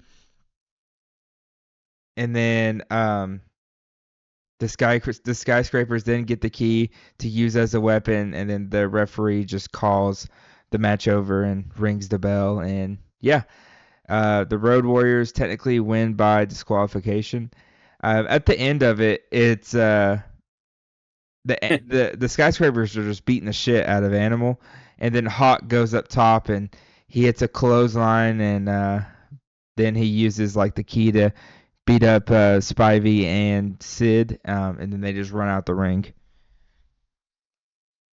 yeah, that's pretty much it. Yeah.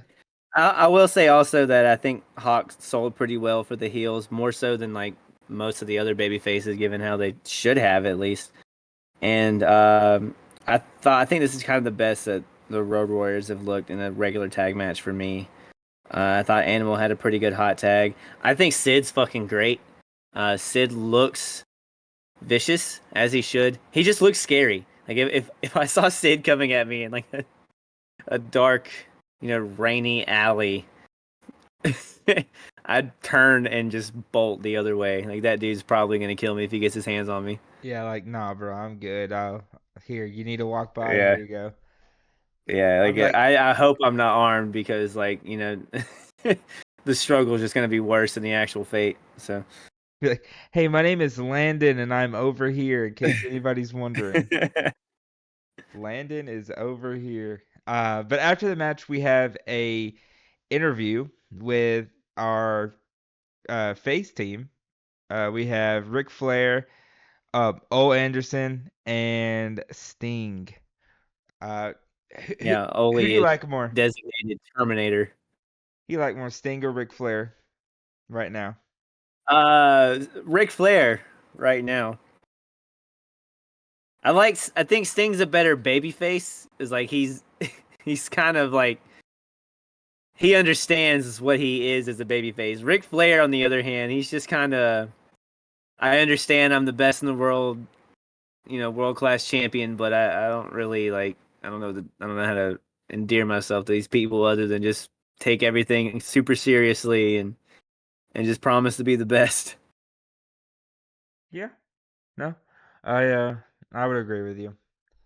But also like I don't know, and I'll point this out later too. Actually, I was pointing out now. I don't know what face paint they're using, but the ones that we use now is way better because Sting and Muta, their face paint's gone in the first 5 minutes of this match. Yeah, they're just regular ass people by Yeah, the it's just time like, the cage is down. oh, that's what Sting looks like. Got it. um, but yeah, we can get into the match now. We have Welcome to Thunderdome, bitch. we have a We're here. Thunderdome. We finally made it. It Yeah, is it is Ric Flair and Sting.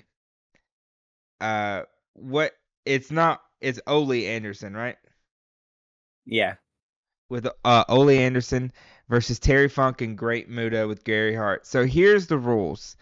Ole or Gary Hart, they're outside of the ring, but inside the cage for some reason, and they have to throw in the towel for their respective teams for the match to end. That is the only way the match ends, is if they throw in the towel. What yeah. do you You have to beat your opponent so bad that they beg somebody not involved in the match to throw in a towel for them. which Hell yeah. yeah, it's just like at this point and okay, so all four men get into the ring, okay? And the announcer he's like, "All right. I want everyone to know the stay or the cage is lowering. Please remain calm. No one do anything stupid." And it's like, oh, you're kind of just inviting me to do something stupid at this point. Yeah, I hadn't thought of it until you suggested that I shouldn't.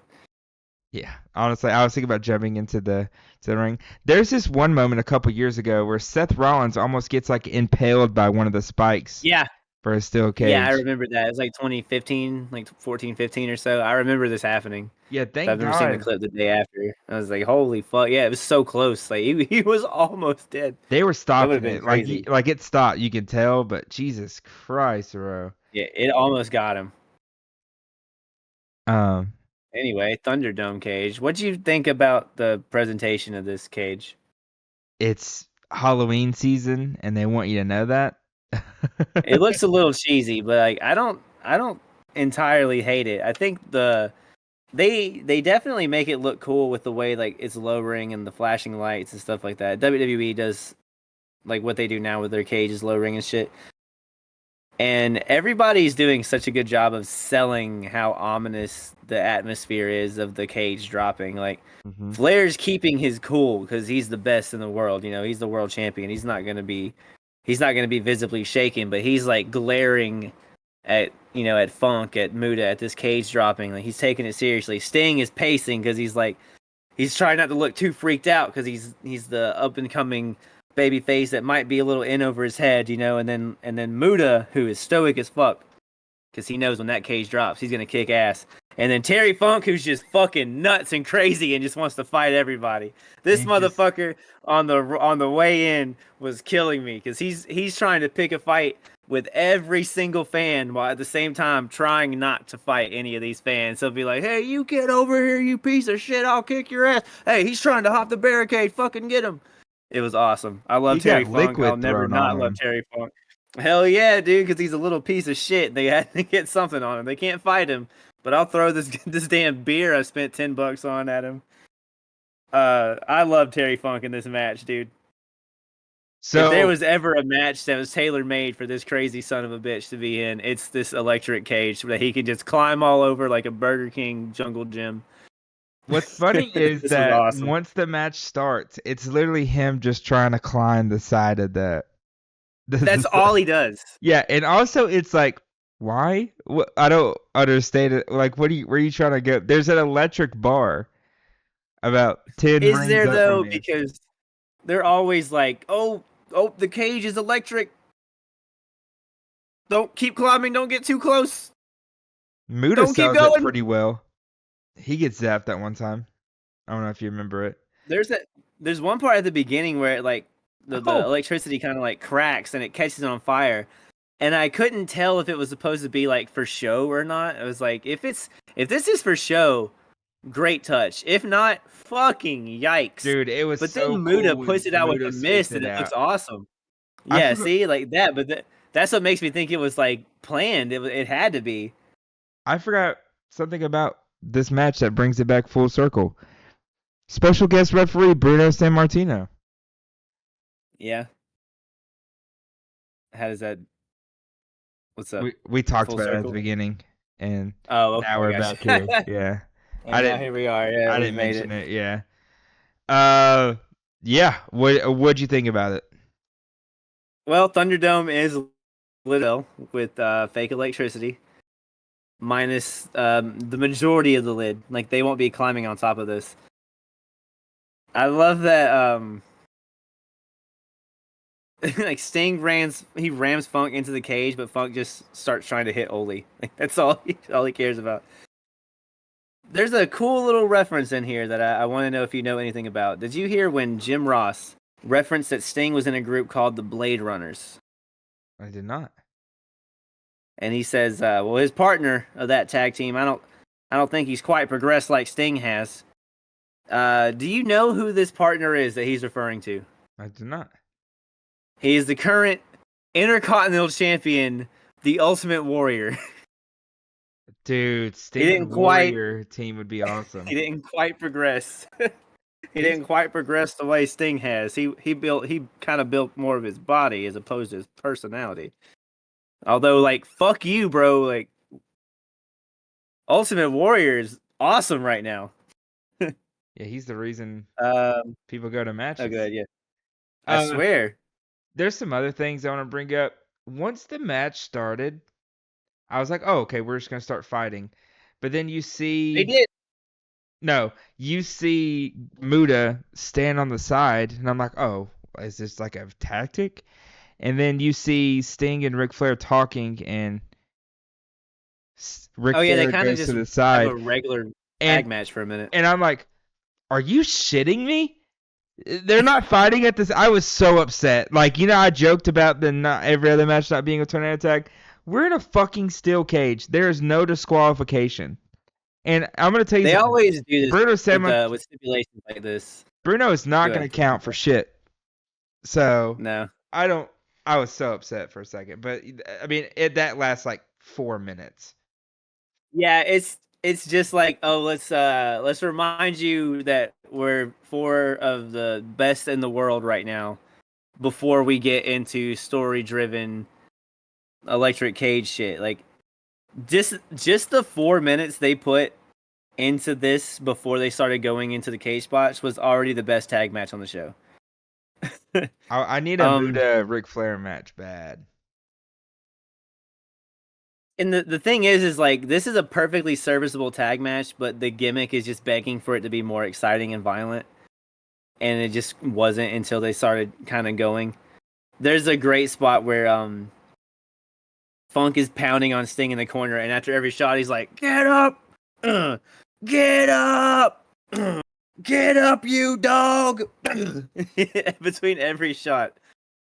Let's see. Flair and Funk end up on the wall, and just Flair just bashes his head into the fucking cage. That's awesome.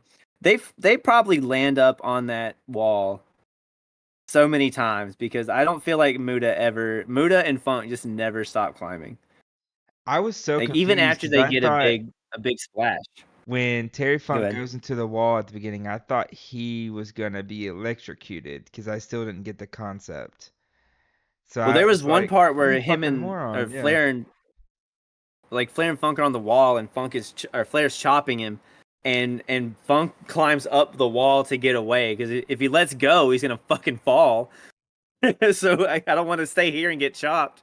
And the only way to go is up, where you're gonna get shocked. I thought that was pretty cool.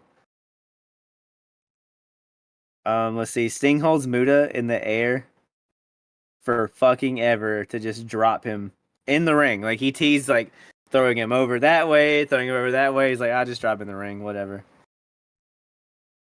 The rope spots, man. How do you feel about this?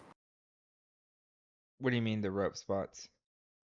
When like they're up in the corner of the cage and there's Oh this no no no no rope. no no no no no no no no. Okay, I thought you meant in ring. I thought you meant in ring. Okay, here, give me one No, no, second. no, Okay, no, okay. no. Um, So before we get to that rope, though, we do get a moment where Funk gets his leg caught and he falls kind of like midway from the side of the cage onto the ground. Not too bad of a fall.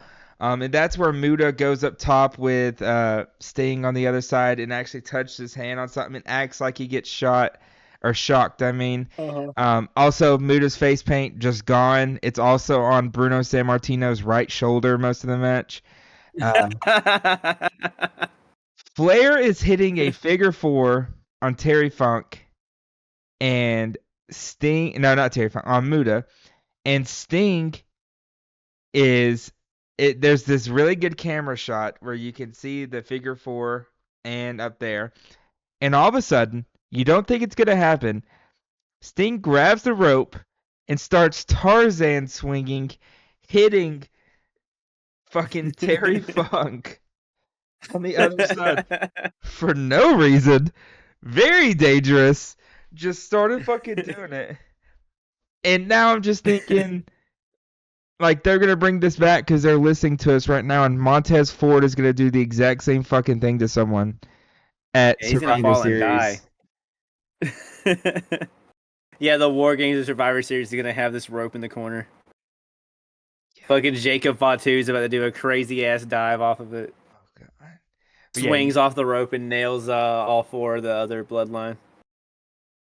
you can continue now. Oh, okay.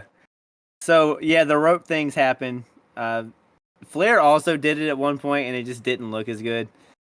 But whenever Sting did it, it looked pretty good. The crowd actually react to it you know, for the most part, pretty good reaction. And at one point, he misses Funk on the wall, and Funk just uses the rope to tie him to the cage, which I thought was a pretty cool touch to the match, especially where it's like the Muta lock is applied in the ring, so you get the shot of like Flair in the submission and Sting's in the back tied to a cage. He can't get to him to help him until that cheating asshole Ole Anderson just unties Sting. Doesn't really seem fair, but it is a Thunderdome cage match. Flair then takes one fuck of a pile driver. Could you imagine this scenario on the other show? Like right now, Flair is getting his ass kicked because we're relying on the babyface we're building to break free and come and save our hero, our top hero who is in peril. Can you imagine Hogan in peril, waiting for somebody to come and save him? Yeah, I couldn't imagine. And I'm actually trying to figure out who would be. So it would probably be, I guess it'd be Ted and Oh, Macho it'd Man be versus fucking Ultimate Warrior and Hulk yeah. It had Hogan. to be Ultimate Warrior breaking free to come and help him now, or like fucking Brutus Beefcake. Yeah, bro, you ain't But getting it's shit with that's Brutus not how Beefcake. it goes. Because like even in the last match where Hogan got to the hot tag to Brutus Beefcake or to Burtis, he immediately got killed with a purse and then laid in the match for the rest, like laid in the ring for the rest of the match, while Hogan had to save the day. Like you'll never see Hogan need help from anybody. But anyway, uh, that's not what we're here for because Sting breaks free and does a crossbody from the top of that cage into the ring. Holy fuck. Massive pop. Amazing moment. Muta can't stop climbing. Sting climbs up after him. And then they just climb down. Like, what the fuck was happening there? I love that at this point as well. Bruno has just given up on tags. Like, just let him go. It's officially a tornado tag, and we've been begging for that all night. Yeah, I mean it's at um, that moment where it's just like all hell breaks loose and it's like what's he gonna do about it? There's those and then this shots. is more or less where the finish comes, right? So you go Yes. ahead. So there's those shots of Ric Flair doing the figure four on Terry Funk, and literally you have Sting going up to the top rope and hitting cross bodies on him. There's before the first one, you see Ric Flair. He's like pointing at him. He's like, "Do it, do it," and then he hits it, and you're like, "Holy fucking shit!" And so then he goes back, and you think, "Okay, well, Muta's gonna get up now," and he hits another one on him, like 2 in a row. Like this guy is getting his ass kicked. And Muta finally Yeah, gets but it's back in the Thunderdome. ring. And instead of Muta, trying to help out, he just goes and tries to attack Bruno Sammartino for some reason. And Bruno just clocks him with a right hand. And Anderson and Hart, they're both going into the ring. And it is so bad. I had to rewind it because I would have laughed again at it. But Ole like fake punches Anderson, and Anderson he looks at where Bruno is and throws the towel right at him, and then just falls back on the ground. It was so funny. And Bruno he stands up and he feels his back, and he grabs it and he looks at Anderson and he's like, "That's the match. Ring the bell." or, or Hart. Yeah, my bad. You're good. It's No, Gary Hart. He thinks Gary Hart threw in the towel. yeah, but he looks at Anderson. He's like, "Oh, he's still at his towel Oh, because okay, okay, Anderson's okay. in the You were ring." saying Yeah. Ole hit Anderson. Oh, my bad. Yeah. Ole hits. Yeah, Hart. Yeah. Calls the match. Flair and Sting wins, and In what that's weird it. fashion? Also, Uh, I I didn't I didn't hate the finish. It was fucking weird because of the towels. But you don't want Funk or Muta to get pinned, and you want the babies to win. So it is a Thunderdome match, so there's not any like prerequisite on what the rules are. So we can make up this stupid ass towel thing and then find a creative way for the heel manager to drop it so the baby faces win. Like it's not decisive, but you don't want to solve anything here. This isn't like you got Ric Flair and Terry Funk and Sting and Great Muta to be the actual payoff for these feuds. You just want to use Halloween Havoc in this Thunderdome to add some excitement to it. So I thought that kind of did this. Um, I thought this was a very exciting match to say the least. I thought it was fun to watch. yeah, no, I mean, for main event wise, it wasn't boring. The concept was cool. I was It's kind of definitely unique for NWA. Yeah, I was kind of excited to see Terry Funk and Ric Flair because they hate each other so much face off again, which is also always fun. But yeah, honestly, it wasn't that bad. Honestly, I enjoyed it. Um, but yeah, here we'll start off this next thing, and I'm gonna let you go first this time. You give me your awards rundown. How'd you think about the show? I thought the show was a little lackluster, honestly. There are more matches I didn't really enjoy than matches I did enjoy. I like the Freebirds. I really like the Freebirds actually. Luger and Pillman was great, and the Thunderdome match was a lot of fun. But that's really about it. Like the tag matches were fucking bad this time around, dude. And it's really lame because it's people I really enjoy watching. Um, the opener was fine only because it was the opener. Anywhere else in that card, it would have had the same fate that Tommy Rich and Cuban Assassin had. Cuban Ass Asian, sorry. His Rotunda style just kind of teeters on boring to me. Even though, as I mentioned, it's probably like by design. But that's really all I had for this.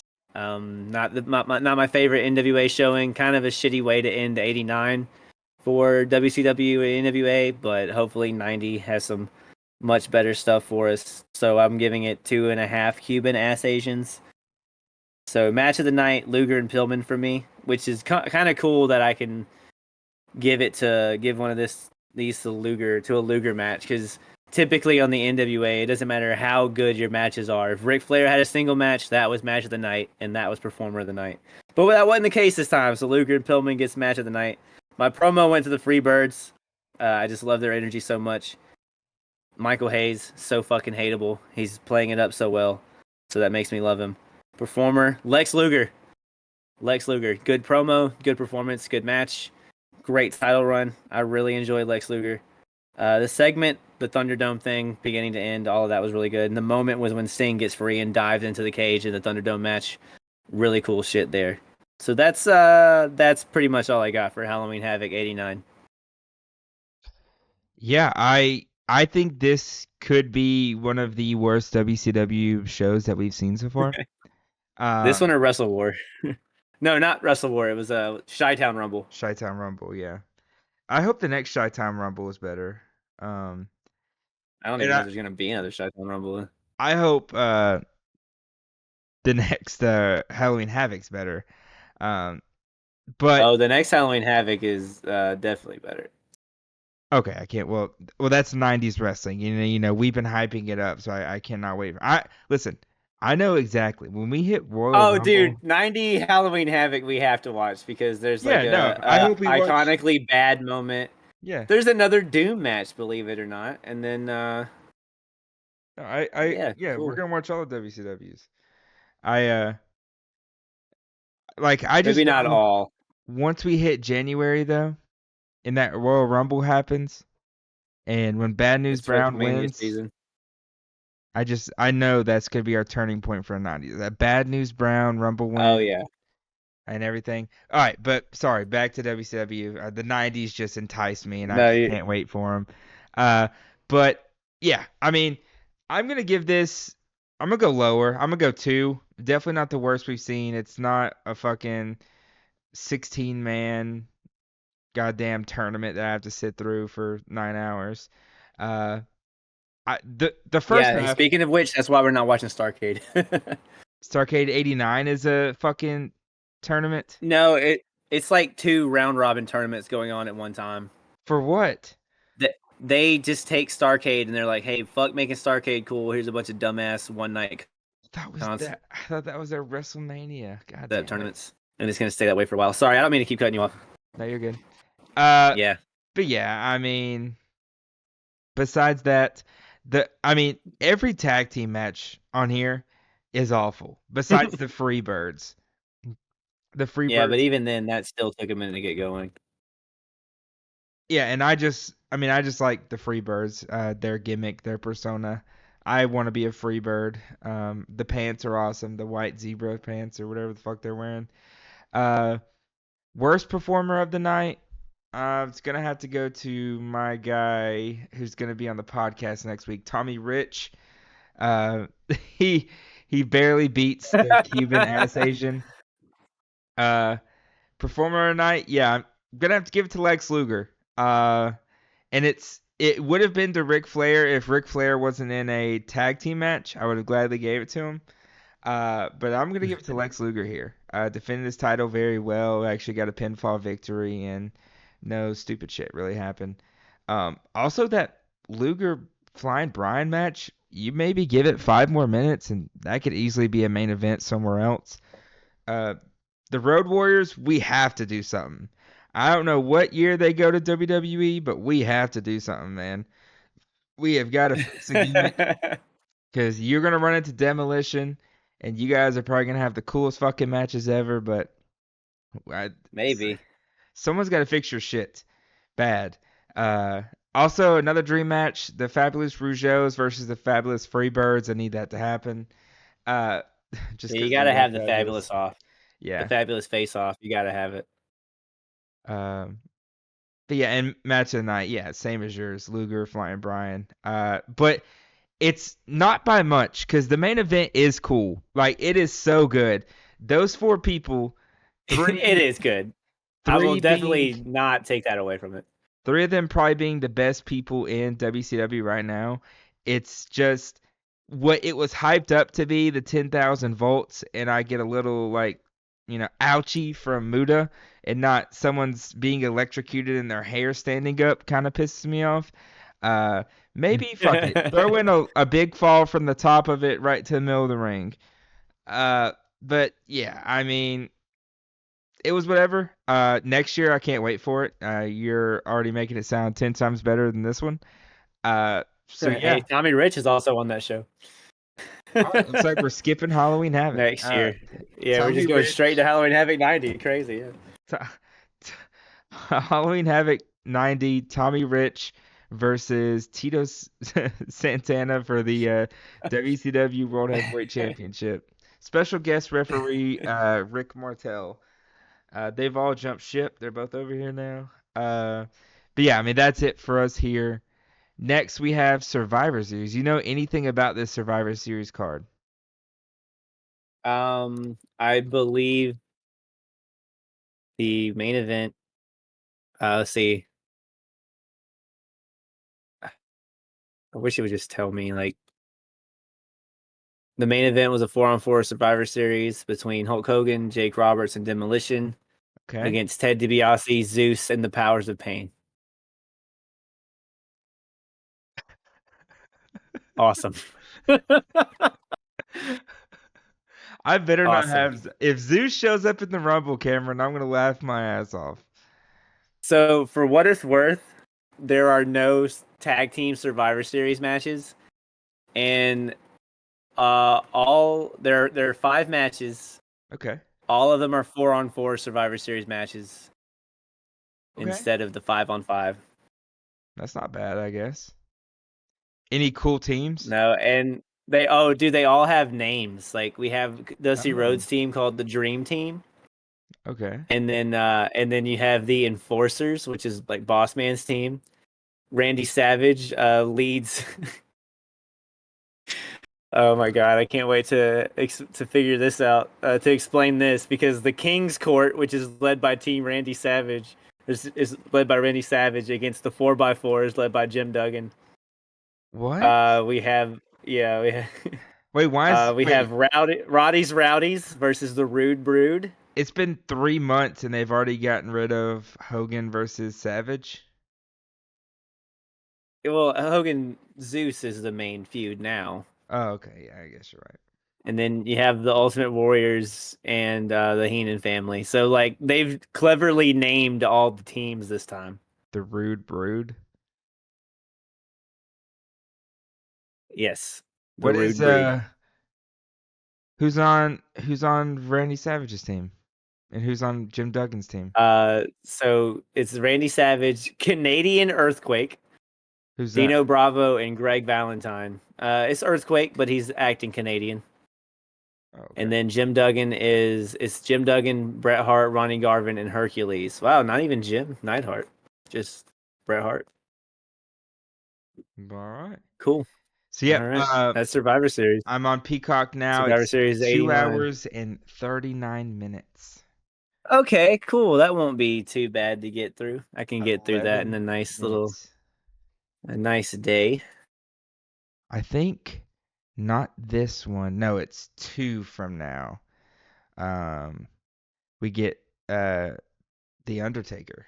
I think that's when his big Survivor Survivor Series. Series 91. It might be 90. It might be 90? 90 the Undertaker shows up. Okay, cool. I think 91 though is the or it Yeah, could be it's 90. 90. 90? Fuck yeah, dude. It's absolutely 90. Let's go. God, dude, I'm telling you, I told you the 90s. We're gonna start off with a Bad News Brown Rumble win, and then he's gonna win the Yeah. championship, and then the Undertaker's gonna take it Oh from him. man. All right, look. Don't put too much stock into the 90s based off how things go at the Rumble. But Bad News Brown, he's gonna win. Or do, honestly. It'll be all right. I I can't promise wait you, for the wrestling will Rumble. turn out okay. The Rumble's gonna be funny. Oh, Rumble's gonna be awesome. So where are we gonna go after Survivor Series? Straight to Rumble if we're not doing Oh, brother, we got No Holds Barred to match the movie. oh, that is in November, right after Survivor Series, right? So is that a Yep. movie or is that an actual pay-per-view? It's a pay-per-view. Okay. It's a pay-per-view called No Holds Barred. And it's the blow off of Hogan and Zeus. It's oh my god, it's literally just a fucking 10-minute match. So we might skip that. Or we could we could live watch it. You know, it's only 10 There's a whole minutes. card on it, but it's all dark matches. Like, you only see Hogan, and it's not even Hogan versus Zeus. It's a rematch from SummerSlam. It's just in a steel cage. Yeah, we would have to watch it on somewhere online because it's not Yeah, on. but that's I gotta say Yeah. it's also, we might have to skip it. It's fine, but if that's the case, then see, January 21st. You know Yeah, what? we would be going straight. We would be going to the Rumble. Here's what we're gonna do. Next All week right. we're gonna watch Survivor Series. I feel like our Survivor Series episodes are always quicker because they're less So matches, and at we'll the just watch end the of no hold it, barred match. we'll just Yeah, watch Snow and Hobards. Yeah, I mean it's only 10 sounds good minutes. to me. It's only 10 minutes. Yeah, Yeah. whatever works for me.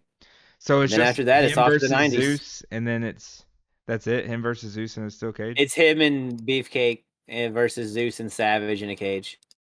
Oh, what? We just saw that with I know. Well, Ric not in a Flair, cage. but Ric Flair I just wanted did to it. be in the battle of the tough guys ring, but I don't get that. Why don't we just do a flex off and call it a day? Why don't we just not book fucking people from movies? All right, you know what, Just Mister book wrestlers. Mister T guest referee, and then I'm bought in. Yeah, you're right. You got me. But yeah, that's it for Halloween Havoc. We'll see you for Survivor Series.